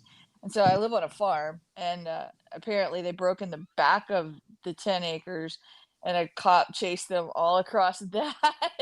And then they crossed the main street and then ended up in our driveway. The cop tackled them. And your kid was filming it. That's the only thing I heard because I'm a nerd. My kid took a picture of it. He didn't film it Okay. all, but he's like, All what right. the fuck is the dog going crazy for, you know? And so then he looks out and sees it, and yeah. I'll find out tomorrow from my other neighbor. Yeah, his mother was. Huh? Go ahead, finish up. I think it was about probably drugs. I mean, there's like some people who sell on the other street over, so I don't know. Anyway, we had the same problem in Alcoholics Anonymous. There's good groups and there's bad groups. I was taught the difference and showed the difference, which made the difference. no, I mean everyone was super fucking friendly. That's not the point. It's like if you're going to a codependent anonymous meeting, you're not trying to like meet everyone and then befriend them and all that kind of shit. It's like it was too friendly and like too codependent, you know. So I'm like, Well, we always asked first if they wanted phone numbers. yeah, We just didn't force it was it. like they were pushing it on me because it was just like I need a friend, and like it was so codependent, and I'm like, okay, I'm not that fucked up, you know. That's like, the wrong type. well, Yeah, that was the wrong it might type. work for them, but I mean, I just wasn't. I don't know. It didn't fit. I was like, nah, that's not my problem. I don't know. I got something, but yeah, it was funny. I thought it was ironic. And I don't think I'll ever be perfect, but I just take a step each day, you know, to better myself. Because if I'm a better person, then everybody I come into contact with is better. I get it. Yeah. I know I'm talking way too fucking much. My apologies. No, I'm intentionally trying to be quiet to give him a little, you know. Well, I want to know what Lindsay is finding triggering. What's triggering Lindsay? What am I doing wrong? Triggering. We had a great show. She Lindsay, came over and we had a great show. Where's Lindsay? Come on. Lindsay don't realize how much that did for me, as it did maybe for her, but it did a lot for me. What's triggering, Lindsay? Yeah, make Flo pay another $20, Lens. Yep. Get Lens and Chuck and stop having a moment. You want the truth? You can't handle the truth. Yeah, I got Lens. Oh, I remember that shit. Come on. When you got to look at yourself in that mirror, it's like, fuck no, let me break that mirror. Why is it triggering? That was Jack too. Remember yesterday when he jumped in, he was saying, listen, we're paraphrasing, we're mirror. You're not talking to him, you're talking to yourself. Something he said I didn't like, Joe. And that's why I told him to shut the fuck up. He was jumping on everybody though, bro. Did you see did you see Flo cover Jack when Rachel Wilson was on there? No. Yeah, I was there that day. I saw that live. Yes. I was there that day. I remember that. Jack and Rachel. That was funny. He shit on the golden goose. Let me get a voice check, Lindsay. 1, 2, 3, 4. That's Lindsay. Welcome. Hey, Linz. Hi. Yeah, you guys are pissing me off royally. Why? You're welcome. Let's go. Better to be pissed off than pissed on, you know, unless you're into that sort of thing. Never tell your secrets. Yeah. Okay, this is from the other perspective. Keep that in mind. Yes, ma'am. The other perspective being the one who didn't take drugs and didn't drink, but was subject to the people who did. Yep. I think you all who are in this and did this are fucking cowards. I think you suck. I think you being jolly about this and laughing about it is fucked. And you know why? Because you, each one of you who have done drugs and drank, seriously hurt people, most likely for their entire lives. And so I have some anger, and it's not at each one of you individually, but I got to say, you know what? Fuck you for being weak. You guys are weak ass bitches. Lindsay. You No, let it get you up. think other people have not gone through hell too? I went through hell. Many other people did, and we didn't take drugs. I didn't drink. I didn't namby-pamby my way out of this and feel sorry for myself. I got up and I faced everything. You mean Will like it make Chuck you did? feel better? Will it make you feel better if you knew I was drinking some rum now? I don't give a shit. Would it make you Hey, feel better Lindsay. would it make you feel better that I am not apologetic for selling drugs to people who wanted them and would steal and kill for them? I don't care either. I hope Lindsay. Hey, Lindsay. I hope Lindsay, one Lindsay, of you- Lindsay. I hope one of you at least feels terrible for the things that you did to other people. And if you're not sorry, fuck you. Oh Lindsay, no! Hey, I'm just going after is that dark side. is that an invitation? I'm I drove. just beginning to tap I in the drove dark my side. I don't friends feel sorry at away. all. I drove my family away. I was by myself. And I tried to go crawling back, but they wouldn't have me because of the shit that I'd done to them. It wasn't until I cleaned up my shit that they even thought about taking me back in. That's the only way I got my family back. And it wasn't roses and unicorns and champagne by no means. It was a struggle. Hey, can I say something here? Wait. Yeah, hold on. Let me say this, right? I watched my community and people that I love choose drugs over other people. I watched them steal from each other, from me, from the community for those drugs. I've watched people absolutely get in fight and almost kill each other for it. I am not sorry for providing a service that those people wanted at all in any capacity. I don't like the repercussions of those existence. But if I'm struggling and I'm participating in capitalism and those people are going to buy it from anybody from somewhere else anyway, I do not care. And I was one of them functioning fucks, Lindsay. I always kept an apartment, a car, a phone before anyone. But, you know, I had bricks before they were thing. I always was self-sustained. I didn't have to rob, steal. If you think all drug addicts had to do that shit, I was getting bread. All right, go ahead, Hensel. I just wanted to say I never really had a drug problem or an alcohol problem. But maybe, Lindsay, can I interest you in Codependence Anonymous? My The dad's 12 dead. I don't have the to worry 12 about steps it. will work for anybody. Yeah, I mean, maybe. I don't know. I don't think so. For some, it doesn't work. Well, That's true. The thing about it is, not lost. You're correct. That is being part of the rot, and I recognize that. But I'm not gonna hate myself for my participation in it when I was young and needed the money and desperate, and all of the repercussions that fell on my head for doing it was punishment enough. So I don't care when someone like Lindsay gets up here and tells me to go fuck myself because of my participation in it. Nor do I care if they say the same thing and call me weak because I smoke pot to take off the stress. Lens up. Let me get you a little grow up. Why are you triggered, though? I mean, you said you're triggered, but like... I know why. Yeah, it's she was hurt. She was hurt by it. It's good she got that shit out. I'm curious, Lens. We all got excuses. We got high. What is your excuse when you hurt people? And should we yell at you for it? Oh, I see how this is gonna go. That's just me saying that shit. They didn't say it. That was just me. Lindsay ain't hurt me. Lindsay hurt my feelings when she yelled at me. I'm trying to keep drug users and alcoholics from hurting other people, especially if they have kids. I agree with that. That's a fact. Like I said, I did bad things to them. And it was not an easy climb. I didn't think I was going to succeed. And when I laugh and joke about it, it's because I overcame them struggles. But I don't mean any disrespect because I know what it does to a family. Well, you shouldn't feel bad anyway, though, because the reason that we even have comedy, the reason we even have humor, is it's a coping mechanism for terrible shit.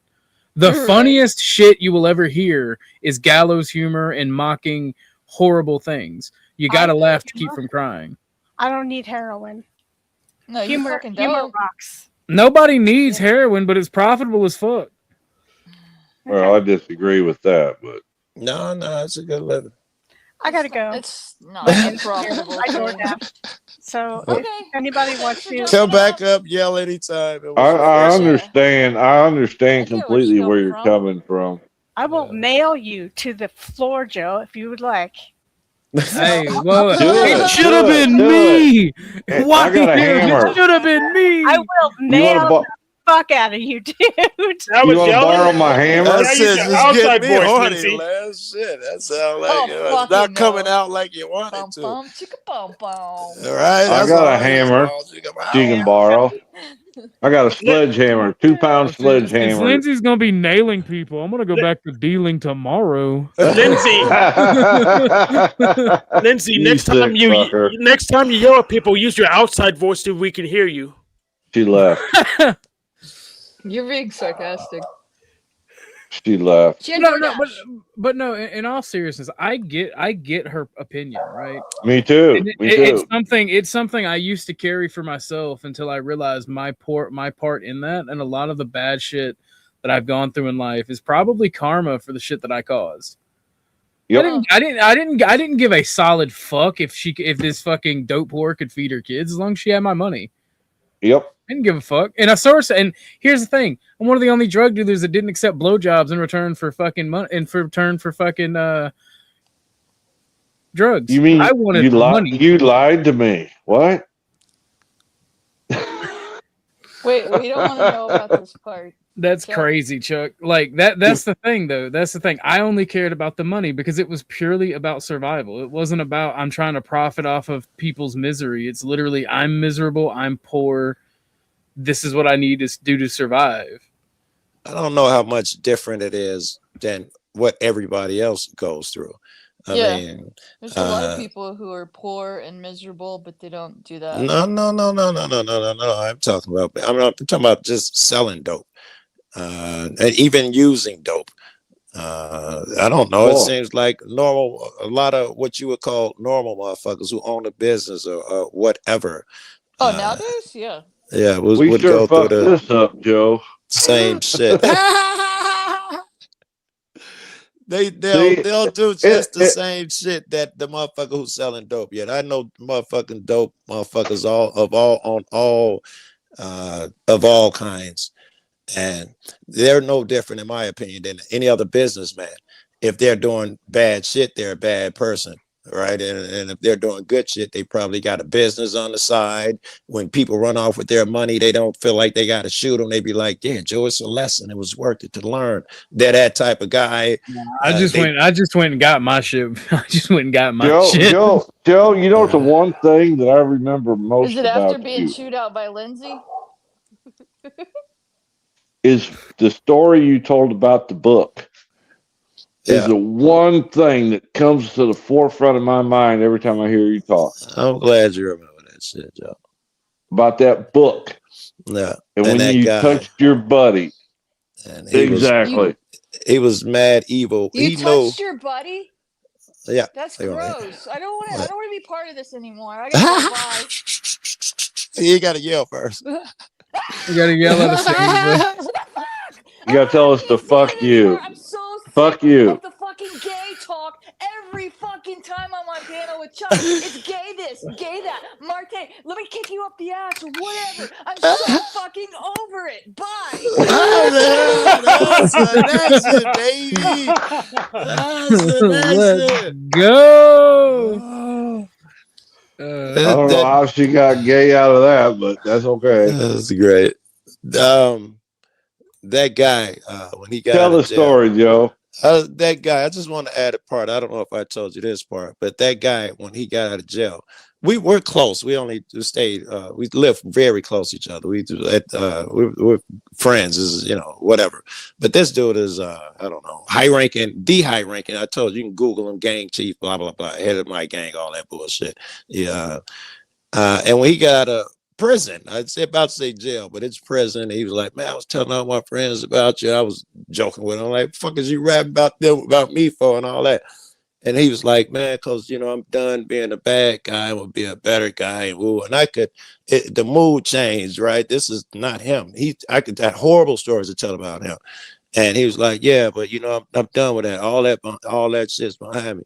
I was like, Joe, that ain't easy. Like, no, I'm gonna do it. You know, I can do it right now. I'm in the position to do it, you know, because I killed everybody I had to kill. I killed that bitch. I killed that dude. I killed that dude who did this. Remember the guy who did that? Killed him. I killed that other guy, the brothers. I killed them niggas. So, yeah. Oh, and the old lady. So, yeah, now, you know, I can be a good guy.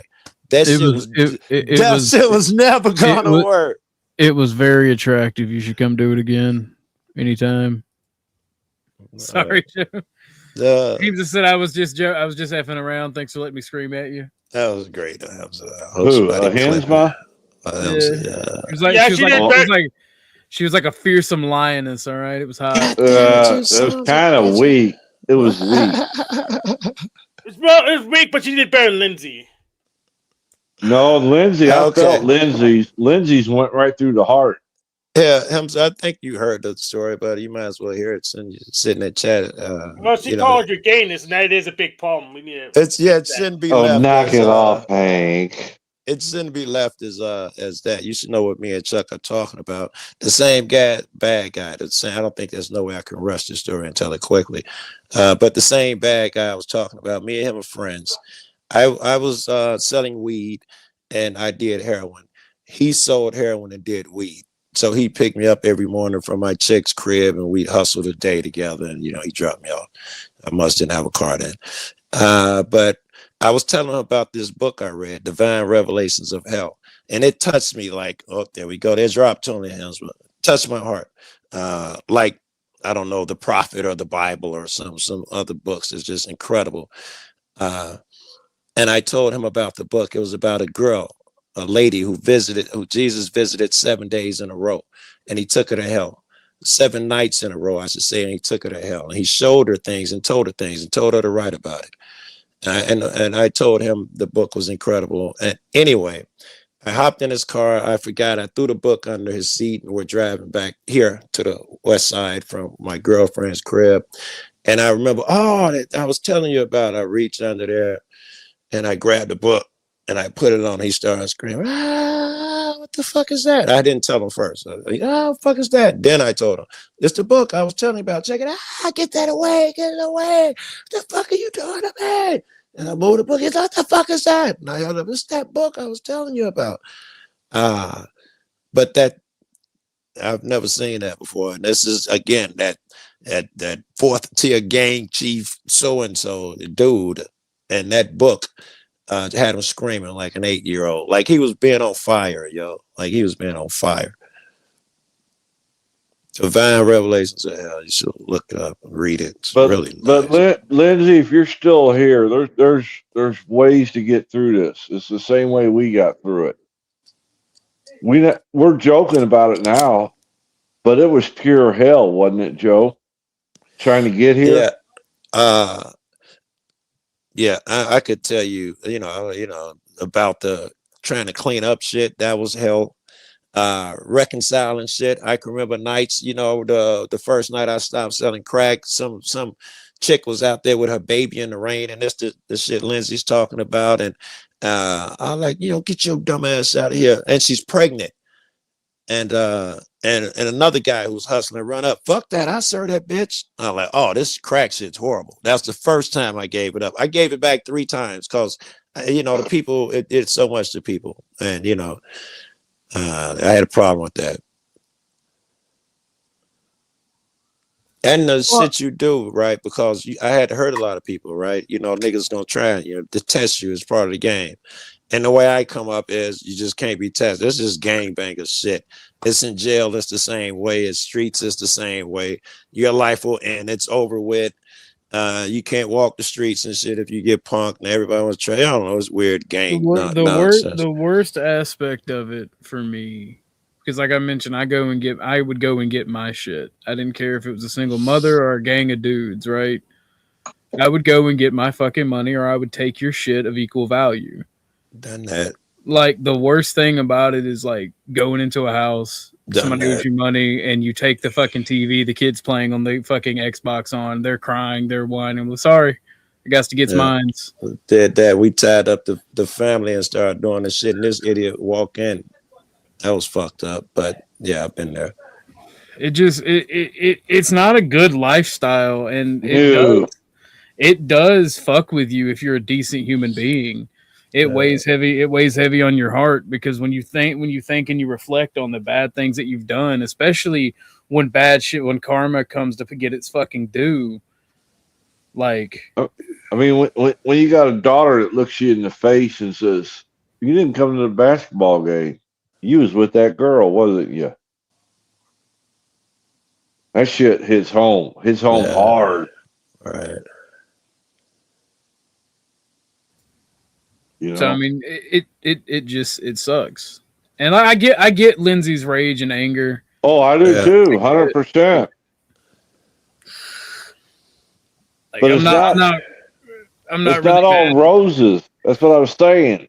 We had to struggle. We had to fight, and if we did the right thing, we cleaned up our mess. Yeah. It wasn't easy, but now we can look back on it and maybe be a little lighthearted about it because we've overcome that struggle. Well, my only issue with her anger, right, is Special K has been hitting it in chat. Ellen, it's for the families of the addicts to get help, and then that person was also talking about it's up to the addicts to get help if they want it, and that's the thing. Like, we take away the autonomy for people that we see as going through a rough time. Right? By slamming them, you mean? Well, not even just slamming them. We take their autonomy down by coddling them, by slamming them. Coddling them, yes. And like, here's the thing. Those people who are addicted to drugs made the choice to do the drugs. Only they can change it. And people who capitalize on it, we can have the debate if they're morally evil or they're good or bad all day long. It's the same as the guy who's doing all other things that are unhealthy too, though, right? The guy who's eating a fat dude who's eating the sugary donuts and shit. Or hey, watch your mouth. All right, my addictions are my own. All right, watch it's your mouth. whoever's selling them to you, though. Someone could say you're evil. You know, people are dying and getting their feet chopped off because you're selling this corn syrup shit. There's an argument everywhere. And I don't, like I sold weed, most of my shit, it was pounds eventually, but I started with nickel bags. And I don't think I even got an issue with that. I think it was fair. I went to jail a lot, but I think it was fair. I got a spear through my heart at the moment. Yeah. Oh, pull that motherfucker out. Told you about hanging around black folks. I'm telling you. It's them black ones that do it. That was funny. It's all them you do is color sidestep it. Oh, what? yeah. He sidestep it. Oh, where's Uncle Ruckus when you need him? He failed the quick time event. I was fucking with my other phone. It took me a while to hear the joke in my head. Well, I mean, the thing about it is, like I said, I get her anger. I get it. I do too. I'm not gonna let it bother me because there's nothing somebody who's angry at me for knowing what I did can say to myself that I didn't say to me that I didn't say to myself in the mirror. I don't think she was yelling at us for real. I never even considered that. I know that was probably. I didn't take it personal. I did not take it personal. I'm just saying it brought back, which the way she was talking brought memories back that I fought through. Well, the thing is, like, it was a fight to stop doing that life, right? And when a couple years ago, like last year and the year before, right, I was brought right back to that life and having to deal with it with the shit that went on in my life. And the way that I just switched back to not giving a fuck, I'm gonna get what's mine. Like when they robbed my house, I went in and got my shit, and old boy was bitching to the neighbor about somebody breaking in. I'm like, yeah, man, you're gonna beat his ass. Well, guess what? That was me, and I wanted the fight. I wanted that shit because I remember how it's addicting. That lifestyle can be very addicting, especially if you're an adrenaline junkie in any capacity. So I had to do a lot of self-reflection and just how I acted when the opportunity reared its ugly head again. And I'm like, nope, I have to stay away from that. I have to at all costs be away, or I'm going to hurt myself or someone else. I'm not sure that's got a whole lot to do with drugs. I see that nature in people, period. A lot of people are really, I see niggas go to someone's house over words on YouTube. You know, people are fucked up. You got at least got a beef. Nigga stole my shit. I see people who can't control themselves. Got nothing to do with using or selling drugs. Well, it was specifically about drugs. The reason the shit happened. So I have to just stay away from it, and I have to cut people off who are in the throes of addiction, because if I care about you, I'm going to try to help you. And most addicts are going to take advantage of that. And then when I realize that I'm finding myself right back in the streets, right back in the world of dealing dopes. Yeah, no, it is my fault, Joe. I mean, they're trying to help motherfuckers. You don't overextend yourself, and you can help motherfuckers with it. You ain't got to pay out your pocket, and you don't. Yep.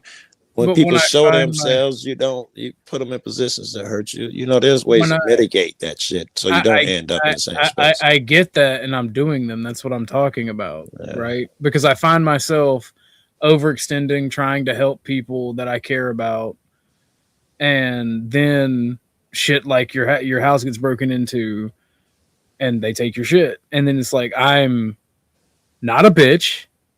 That's not going to happen. And the only language these people understand is violence. And that is a very bad mode of thinking. And when I get in the mode to do something about something and make changes in myself for good or bad, like I see it done.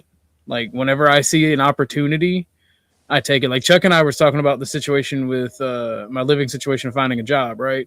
I haven't given up. I haven't given up on that just because opportunities are very small and fuck shit still happens. Like I am extremely motivated to fix my situation at all costs and do everything I can do within my power. And like I said, for good or for bad, that's the mentality I have. So if you rob me, I'm going to hurt you or you're going to have to kill me. And that's not a good way to be in. And that's for a large reason why y'all see me on the internet a lot, because it's better to talk to people on the internet than, because I live in a really bad addict area. Like I can go for a walk and I can show y'all the fucking crack houses in my neighborhood. It's like, is there a McDonald's? House. Is there a Wendy's? Is there anything around there? Yes. Walk to it. Ask them for an application. Fill that son of a bitch out and let it go where it goes. Already have, Chuck. Already have. Me and you've talked about this. Already have. Yes, I mean, I guess if you ain't got shit, that'll that's an option. Well, I live in a county of 5,000 people. There's a few mills around here, but one mill of them are closed, ain't they? Well, one of them is shutting down later this year. The rest of them, like the amount of people applying for jobs and the amount of available jobs is the issue. There's a lot of people that are willing to walk to work, myself included. So whenever older people talk about like the youth aren't willing to work, like I don't see that. Yeah, I've done that myself. I don't know. They got an argument. I don't see you walking. I hear you talking. Well, Joe, I have to get the job first. I've walked to the interviews. I'm saying, well, if that old motherfucker is saying it right now, he's got an argument. Fair, maybe, perhaps even. Special K, I've seen you in the chat before. First time on panel. Let me get a voice check. Hey, what's going on, man? Can you hear me? I can hear What's you. up, Kay? Hey, what's up? What's going Hey on? there. What's going on? Long time with her. What's Yes. that? What's That's, that, Chuck? Since I've come up? I think that's what he's talking about. Boost her mic a little bit, OJ. I got you. Oh, Yeah, I don't could know. hardly hear. I'm on my iPad. I don't really know how to. I got you. I turned you up. Oh, I appreciate it. Hear you now. What's going on, Chuck? Joe? Oh, not a whole lot. What's up, crazy lady? I mean, you guys kind of know. I mean, this is kind of my topic in a sense. Yep. I've been up and down those stairs, you know. But I know with you, Chuck. I get that you've come a long way and always tried to, resonate with Jack on that situation as far as losing your family. And I always felt like you were kind of like his mirror, you know, in the sense that he would get so like angry or just wouldn't want to face it because. Miss K, one second. Oh, Hank, I'm sorry, Orthodox. My bad. I am so sorry, Hank. We got a dono from Hank 30 minutes ago. My bad. My phone, my ringer is busted. So if people send cash apps, the reaction time is going to be a bit slow. Again, Hank, I apologize for not getting that.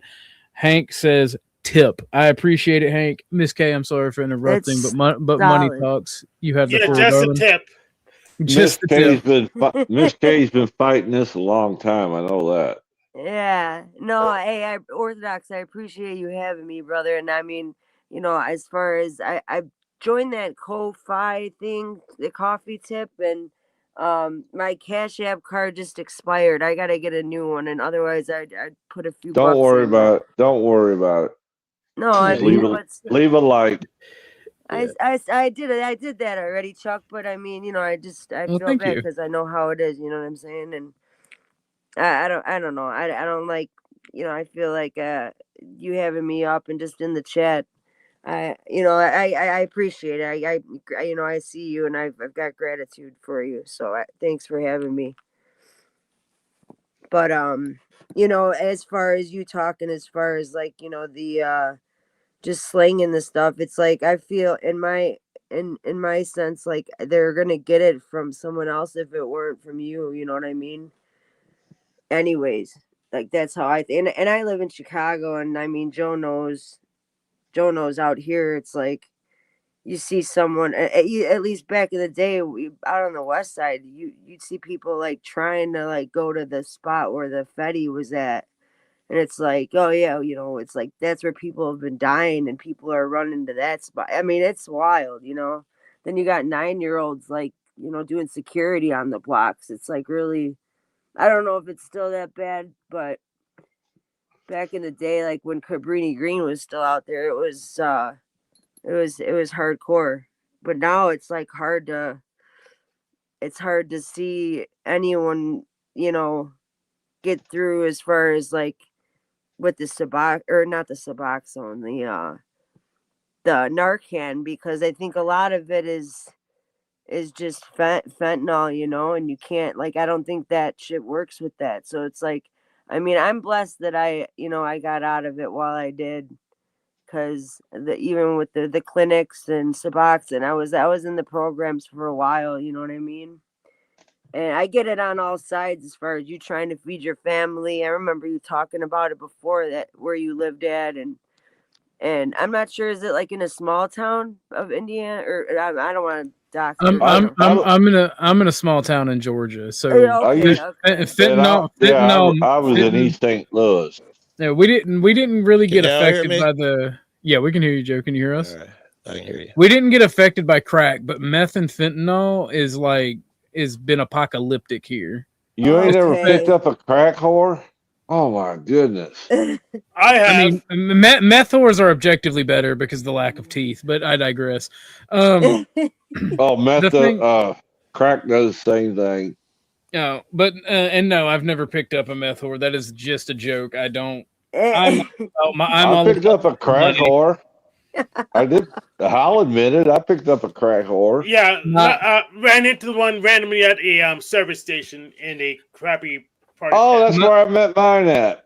My thoughts on that, right? When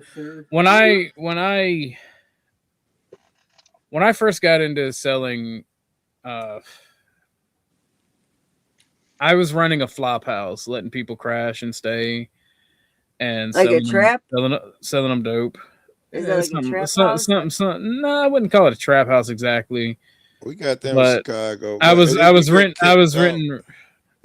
Yeah. rooms and also selling to people. And this one chick in her, I'd say she was in her 30s. I want to say mid to late, but drugs age people, right? And she was so scared to do it alone that she just kept following me around. She's like, just make sure I don't overdose. And I'm like, just don't do it. I don't fuck with needles. And she just kept following me around, want me to watch her inject her. So I'm like, it really fucked with my head. I don't like that shit. So Dang, yeah, that's hardcore. I stay away from, like, she would not leave me alone until I watched her inject it and made sure she didn't overdose. Like, got to the point she threatened to stab me with a needle, and I'm like, bitch, if you stab me with that needle, I will shoot you. Damn, bro. I used to Like, do that with I drunk. promise. I kept a bottle at the house for the late night guys that wanted to get help. I kept a bottle just so they wouldn't fucking go into the DTs overnight until I could get them into treatment next morning. What does that mean, a bottle? A bottle of booze. Oh, If they get sick, it can make them through to the next day. We can take Yes, treatment. just to get them through to the next day. Jordan yeah, knows they what I'm shake talking and about. shit. Alcohol is like the worst detox or the worst like withdrawals you go through. I mean, That's crazy. I know how bad it is. I died twice from it. That's all I know. Guy, did you have a baton as a discipline stick? A baton? No, I had a 12 gauge Savage shotgun as a get the fuck away from me. And then, hey, you gotta roll like that when you're fucking around with. oh yeah, no, I had a gun safe that had an AK-47 mini in it, an AR-15, a Savage 12 gauge, and all my guns were legal. Like I couldn't own pistols at the time, but I had them. I had a 9mm Glock that I kept on me at all times, and because I say the Savage was for the beat 'em up stick, but no, like what I had on me when I was talking to the lady, because like she's like, I'll stab you with this if you don't just sit here, because like the more that they can't get that fixed, the longer they go, they start getting aggressive as fuck. Bro, and not to interrupt you, but like as far as the ice goes, like I don't know how like that, like I know they can get really like the psychosis shit. Like it like I've seen some really like crazy that's stories. what the fight I mentioned over my father was, because I had a bunch of addicts, and it was me and my dad staying there. My dad was also an addict, and I had a bunch of meth. And my dad's like, yo, son, let me get this. Let me front it. I'm your pop. I'm good for it. And I'm like, Dad, I'm like, fuck off. You know better than anybody else. It's money. Fuck off. And then his girlfriend was like, well, I'll just call the police on you. And I'm like, you a dumb bitch if you think that's going to do anything. And I went and grabbed this $150 sack of meth crystals. And I went and I had all these fucking dope heads fucking foaming at the mouth. I poured that shit down the toilet and I flushed, and I was like, man, now nobody gets nothing. Not a goddamn thing.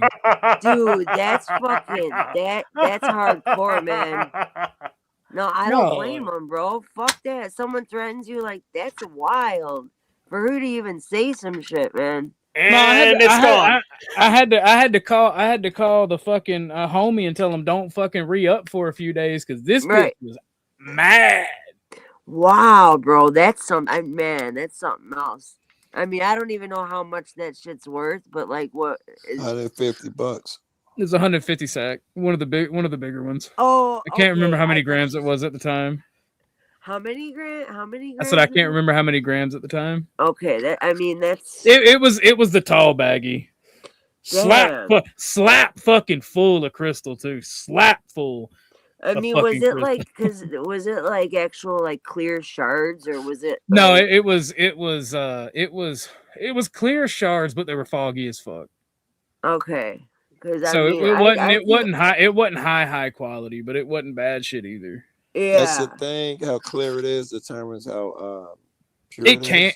It can. It also depends on what it's cut with. I had a dude who stole an AK from me, and he was one of the biggest purchasers from me. Wow. And when he stole the AK from me while I was out on vacation, couldn't get it back. I'm not going to involve the police. It's not worth killing him over because I can always buy another one, right? Yeah. So homie came up and was like, "Hey, you got any bleach? I gotta wash some clothes." I'm like, Bleach? Bleach? I got you. Here you go. Here's some bleach. Thank you, bro. Thank you. Fucking ran from the house. And you know what I did to him? I gave him bleach with lemon scent in it. And if anybody knows what that does for the purpose he was using, you know how bad he got fucked. We never spoke again. Was it to cook or something, or I don't know what that means really. He was cutting it. Yes, he was cutting Oh, it. wow. The lemon. If you don't use pure bleach, if you use lemon scented bleach, the different chemical processes cause it to fuck everything up. Dude, You guys go way deep. Maybe that's what I took the one time I tried it, man, dude. I don't remember anything, and like I was supposed to stay down at this dude's place like the whole summer, and him and his girlfriend, and man, dude, I don't remember nothing. It looked like almost like a yellow like keef. I don't know. It was weird, and they had just like whatever did it up, and I was like. And it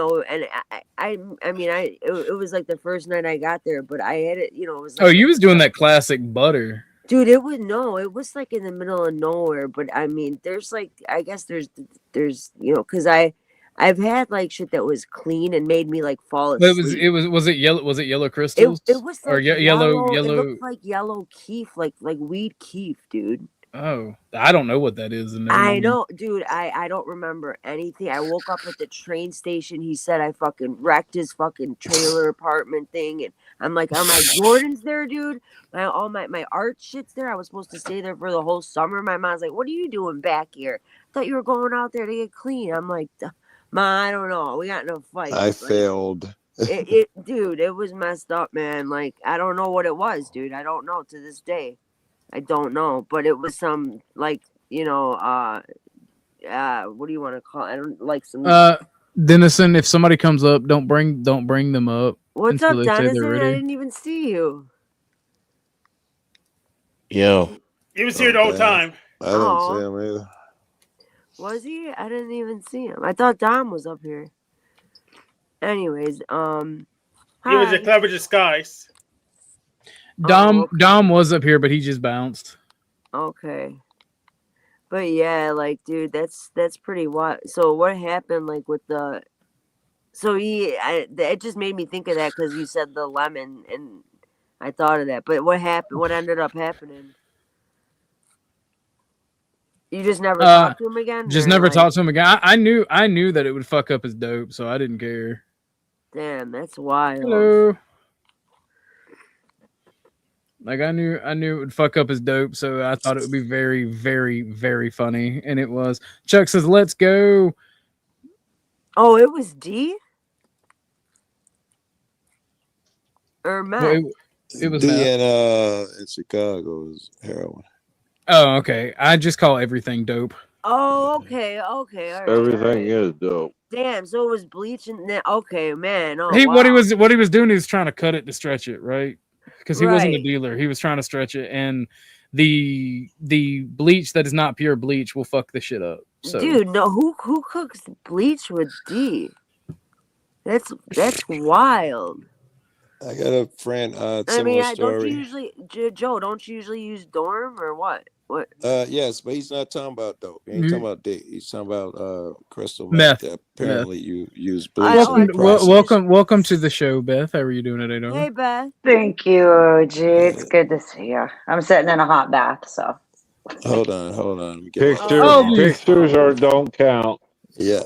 Hold on, that's me FaceTiming you, Beth. Hold on.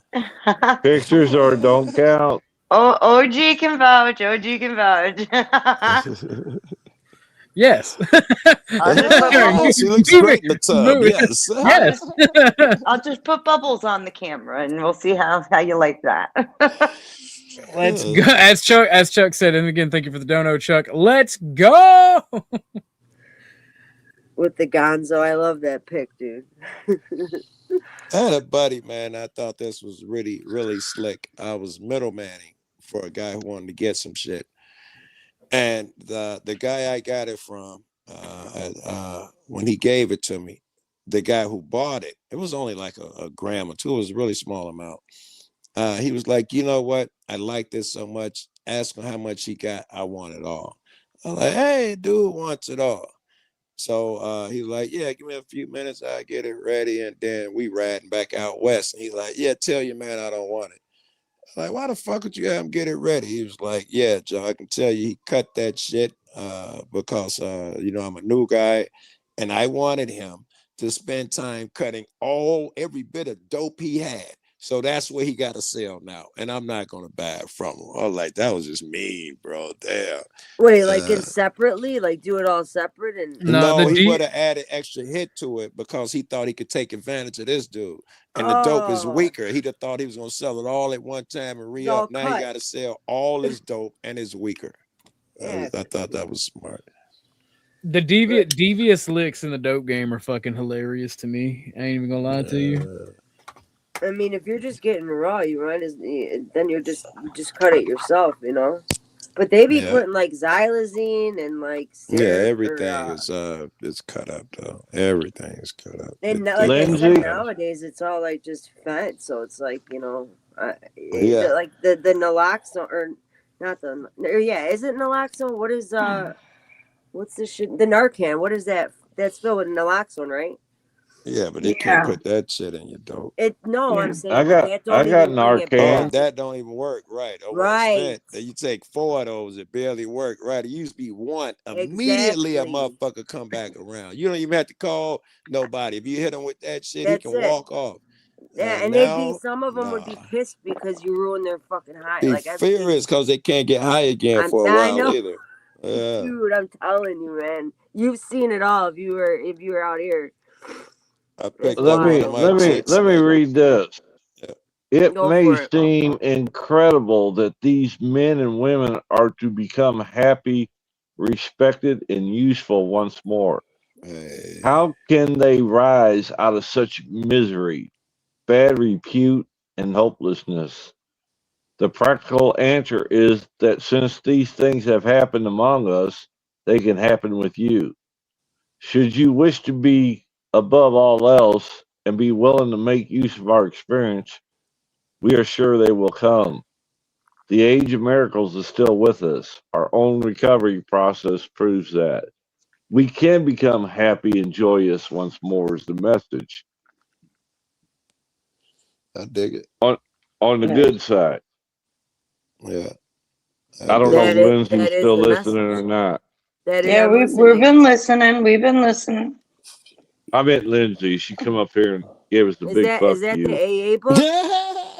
Yeah, I heard. I live by this thing, Kay. Yeah, I know. I've got the AA, the NA, all the pamphlets. And by the you don't have to give your number to every person or whoever said that. Like you Exactly. Yeah. We always ask before, if you want our number, here it is if you're in a crutch. But dude, like you were saying, Chuck, dude, like your sponsor, that's some real shit right there. Because I mean, for him to answer at all times and like whenever you I did the same. I ended up doing the same thing because that's what he taught me. Yeah, yeah, that's the whole point. Like that's the whole mission. And what's his name? Bill Watson or is it Watson? Wilson. You know how he started that? He was actually on mushrooms and thought it up. That's dope. Well, he actually ended up on LSD. Or it was LSD. Same thing. That is work. It's great. I think it's a great. It makes sense now. It makes so much sense, man. They did a study that showed if you take that shit one time, it's 90% chance you're going to be less likely to just follow what other people say. You're going to think for yourself. Yeah, it opens your gland. It definitely opens your pineal gland, and now they got like the microdosing and stuff. But But yeah, I mean, you can also have a bad trip. But I thought it was amazing to hear that that's like that was a story of how he started Alcoholics Anonymous, you know. Yeah, I like it more now. And I feel for Lindsay about, I her do. whole situation, because like my parents, I ruined. Like I never, I went to Catholic grammar school, Catholic high school, like I went to college. I didn't, I didn't ever expect to, when I grow up, I want to be, Addict. Oh, ain't yeah, that the truth? right. And I hurt my family, like, but my sister and my mom ended up like running Al-Anon for a while just to help Right. the families who were Yes, struggling and didn't know what to do. I didn't So hear Lindsay's story, but I can tell it She if didn't it, was a tell lot of one. She just yelled. And it's a I lot get No, of where hurt there. I no, get that's not true. She But oh, the did. other I think I she's got to got. put it Chuck got back a up. little I'm still hang on. editing it. I think maybe she probably lost someone close in her Oh, family. Maybe I'm just speculating, I but I the mean, other day Chuck went at it for hours. well, Chuck probably knows everything. I'm yeah, editing that's it. what It's not posted yet. I was talking about. She didn't tell a story on this channel. Right. I'm I not mean, sure how close we are, but like I've been through that myself, where my ex-husband was really, hiding a severe pill addiction, and yeah, he put me and the kids in a horrific financial position where he owed multiple people hundreds and hundreds of dollars. And wow, even I'm after our sorry. divorce, he came to me once begging for help because he owed his dealer like 700. right. And Damn, Beth, that's tough. I'm sorry. Then they yeah, got that. Walked out to the garage one day, and the old lady wanted to know where all her old stuff was at. Oh wow. And I'm yeah, like, well, there's multiple pawn shops. Which one you want me to try first? Man, Right. yeah. He pawned the guitars I bought him for Christmas presents over the years. He pawned all of his dad's jewelry, his mom's jewelry, and I mean they're dead. So it's like he pawned pretty much everything, and Yeah. yeah, it's and even sentimental shit then, that you can never get back, though. It sucks.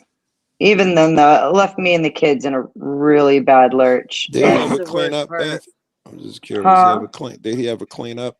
No, he looks horrible, dude. That I sucks. I spent 20 years with the man, and the last time I saw him, I would probably walk past him on the street.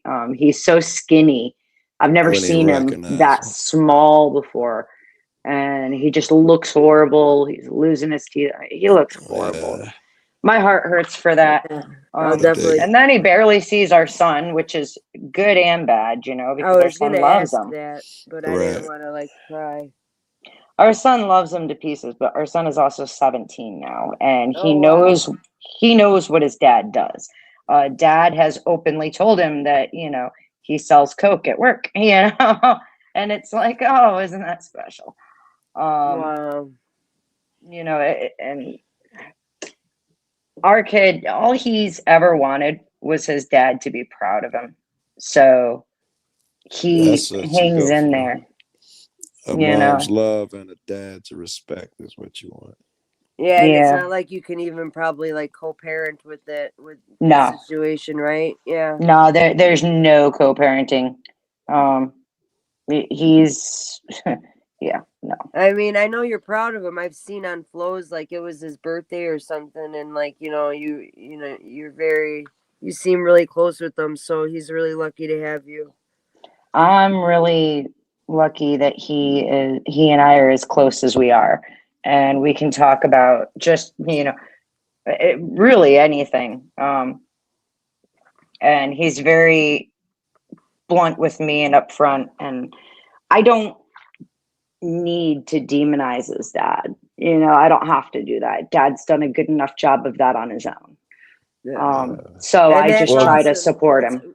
Sorry to interrupt. That's really cool that you don't throw that in his face though, or like talk about it, because it's really like it's out of your hands type thing. Like, And that's what I tell him. It's like, sweetheart, just like before, because when we split up, there was a significant amount of domestic violence that had been going on, and he hurt me pretty bad. Wow. So, no, I'm and sorry. the kids saw all of that. So, like, That's really brutal, didn't have. man. I didn't have to say anything because they saw it all, and it breaks my heart for my son. But I just try to encourage him and support him. He wants to see his dad. He can take my car and drive himself. He can make his own schedule. I don't need to be involved in that shit. Yeah, And, OG was talking about shutting off feelings earlier. sometimes And you kind of have to. there was only one time in my entire life that I told my dad that I loved him, and he told me he loved me, and that was at the end. I think my old Yeah. man only told me once too. And I hope no kid has to go through that. My son, he used to tell his dad he loves him all the time. Ever since Well, the you can't incident, love a druggie. the It's incident hard. when I got hurt, he never said Yep. it again. He never Yeah. said it to this day. I'll happen to be doing something in the kitchen as he's on the phone with his dad coming through, and I'll hear my ex tell him, okay, well, I love you, buddy, and he's just like, yep, talk to you later, bye. And it's like, oh man, it breaks my heart. I hate it. Well, hurt does a lot of damage. It does. I think that it applies to these people up here who are hurting up on these panels and want everybody to hurt the Stevens and shit, and just want everybody to feel miserable. It's just they've been hurt and they're Yep. trying to spread it. Agreed, Joe. Well, what's that old saying? Hurt people. Yeah, Right. misery loves company. I was just Yep. gonna say that too. Yeah, right. And it's kind of like we've all been through, like, so did you really do any like Al-Anon or anything like that, Beth? No. No. You're a tough cookie, for sure. It is what it is. I had my own therapy that I needed to Okay. go through. It's like I met him when I was only 17, and we hit it off like from the start, and he was significantly older than I was. Okay. And like I said, I mean, I was with him for 20 years. So. I was just gonna say that. Yeah, that's a long time. So it's So like you watched him get into his addiction. I was just gonna say that. Yeah. I think so it's really weird. When I first met him, he was fighting for custody for his daughter. And that required him to do the weekly drug tests and everything. I knew he smoked pot, didn't really care about that. But I think that addiction had existed before and was just on pause for a while. Well, it wasn't even on pause. He wasn't taking drug drops because he smoked weed, right? Yeah, no, I don't consider weed a drug. I don't consider that a drug. I'm saying he was using way back then. He was definitely using like opioids and stuff before I met him. I just happened to meet him during a clean time on that one, and oh wow, when so he was doing it the whole time. Well, yes and no. I mean, off and on. He had like a year where he wasn't doing it because he had to of the drop. custody thing, Right. Yeah, I gotcha. Right. Wow. But then once we got his daughter, he went back to it, and his mom had some issues, and she had like a huge prescription for OxyContin, and I didn't know that she had been feeding it to him until like he freaked out one night because he wanted my car, and it was a bad night, and then it was like the next day. Oh no, there was no apologizing the next day. As a matter of fact, I had to have him forcibly removed from the house by the police that night. Wow. He came back. I mean, we're talking like I ended up in the hospital on that one. Oh my gosh. He came back the next day because they fucked up the paperwork, and I had to go down and file for a restraining order because only been home from the hospital for about 15, 20 minutes. And I heard the door, but I knew it wasn't time for the girls to be out of school yet. And he came walking in and I fucking froze. And I'll never forget, he looked at me and he said, go put some fucking makeup on or something. What? And he went upstairs and he went in our room and he turned on his Xbox. And How I was like, bizarre, dude. Holy oh. shit, that's scary. Like I'm curious, and you called the police, or you I took off quiet like a church mouse? Okay. I took off. She got the fuck out of there. Yeah. I was quiet as shit and I left and I did not go home until I was sure he was not there and could not come back. That's wild. I mean, because have you guys ever seen the show Dope Sick? I have not, but I've seen it in real life many times. It explains like the whole like the Purdue and the Sackler family and how they, you know, put on the back of the box, they had that black square saying to all the sales people that it wasn't addictive. Mm-hmm. So like, you know, do you remember like the pill mills in Florida? Yeah. There's a documentary called Pharmacist, and you watch this lady fucking filling prescriptions, and the line was out the door at like 3 in the morning. Yeah. Down the block, out the door, and just paying cash. I mean, people walking in there with, you know, one crutch and just getting their script. Yeah. It's a really crazy documentary. But she ended up getting arrested and I think got like 4 years of probation. The doctor, she's on there too, but she got her license taken from her. I mean, that was like the start of where they made the oxys into like Roxy's to where you couldn't crush them no more, you know. I remember that. Yeah.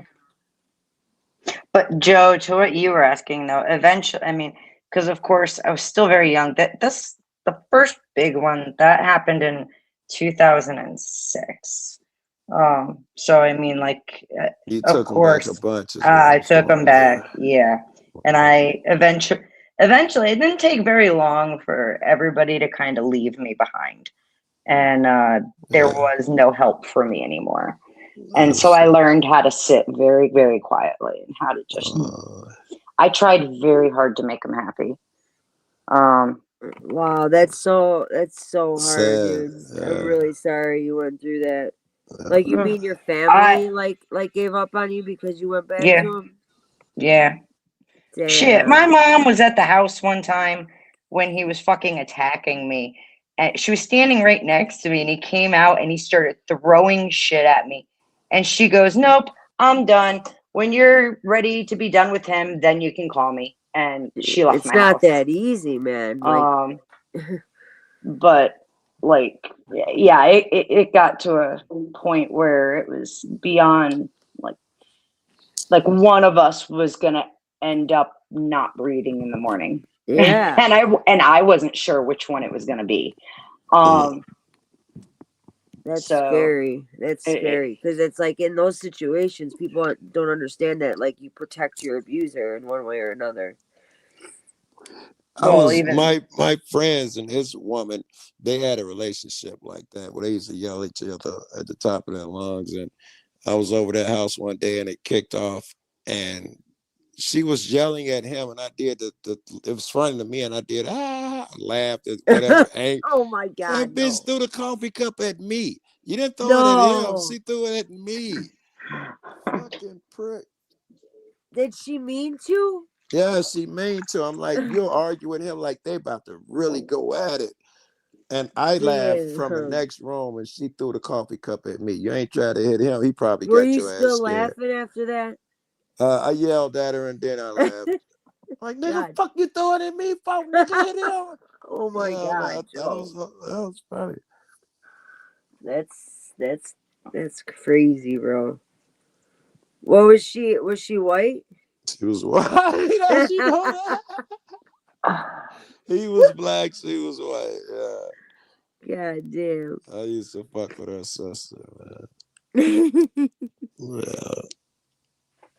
Yeah.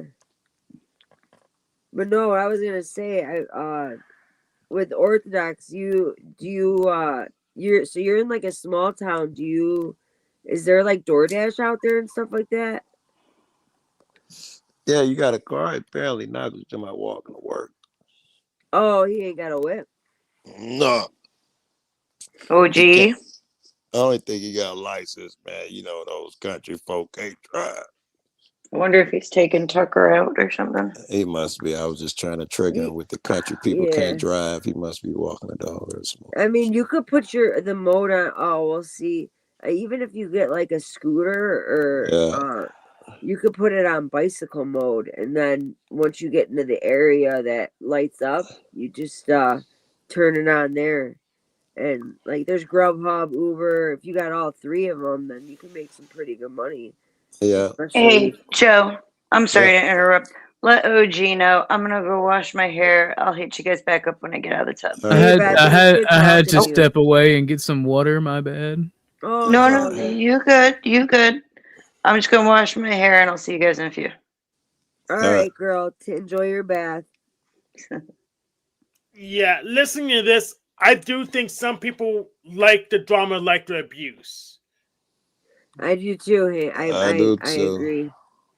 But I mean, it can only go on for so long until, you know, one of them ends up either in jail or dead. Or growing up, you think, you know, I got people who, it amazes me that they don't seem to get out of the same little circles of bad habits and shit. You know, they're old as I am, and they're still doing shit like buying pills on the street or whatever. You'd be like, don't you outgrow it at some point, motherfucker? It has been awesome talking to you guys, but I have to bounce. Thank you all for being here. It's been great. Thanks for having me, OG. I appreciate you, man. You're welcome anytime, Miss K. You're welcome anytime. All right, appreciate y'all. Much Take love. care, guys. Yeah, much love. Deuces.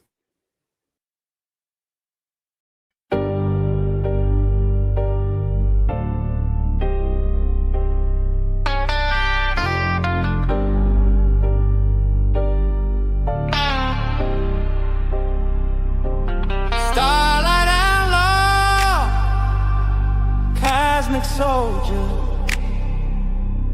Give me space.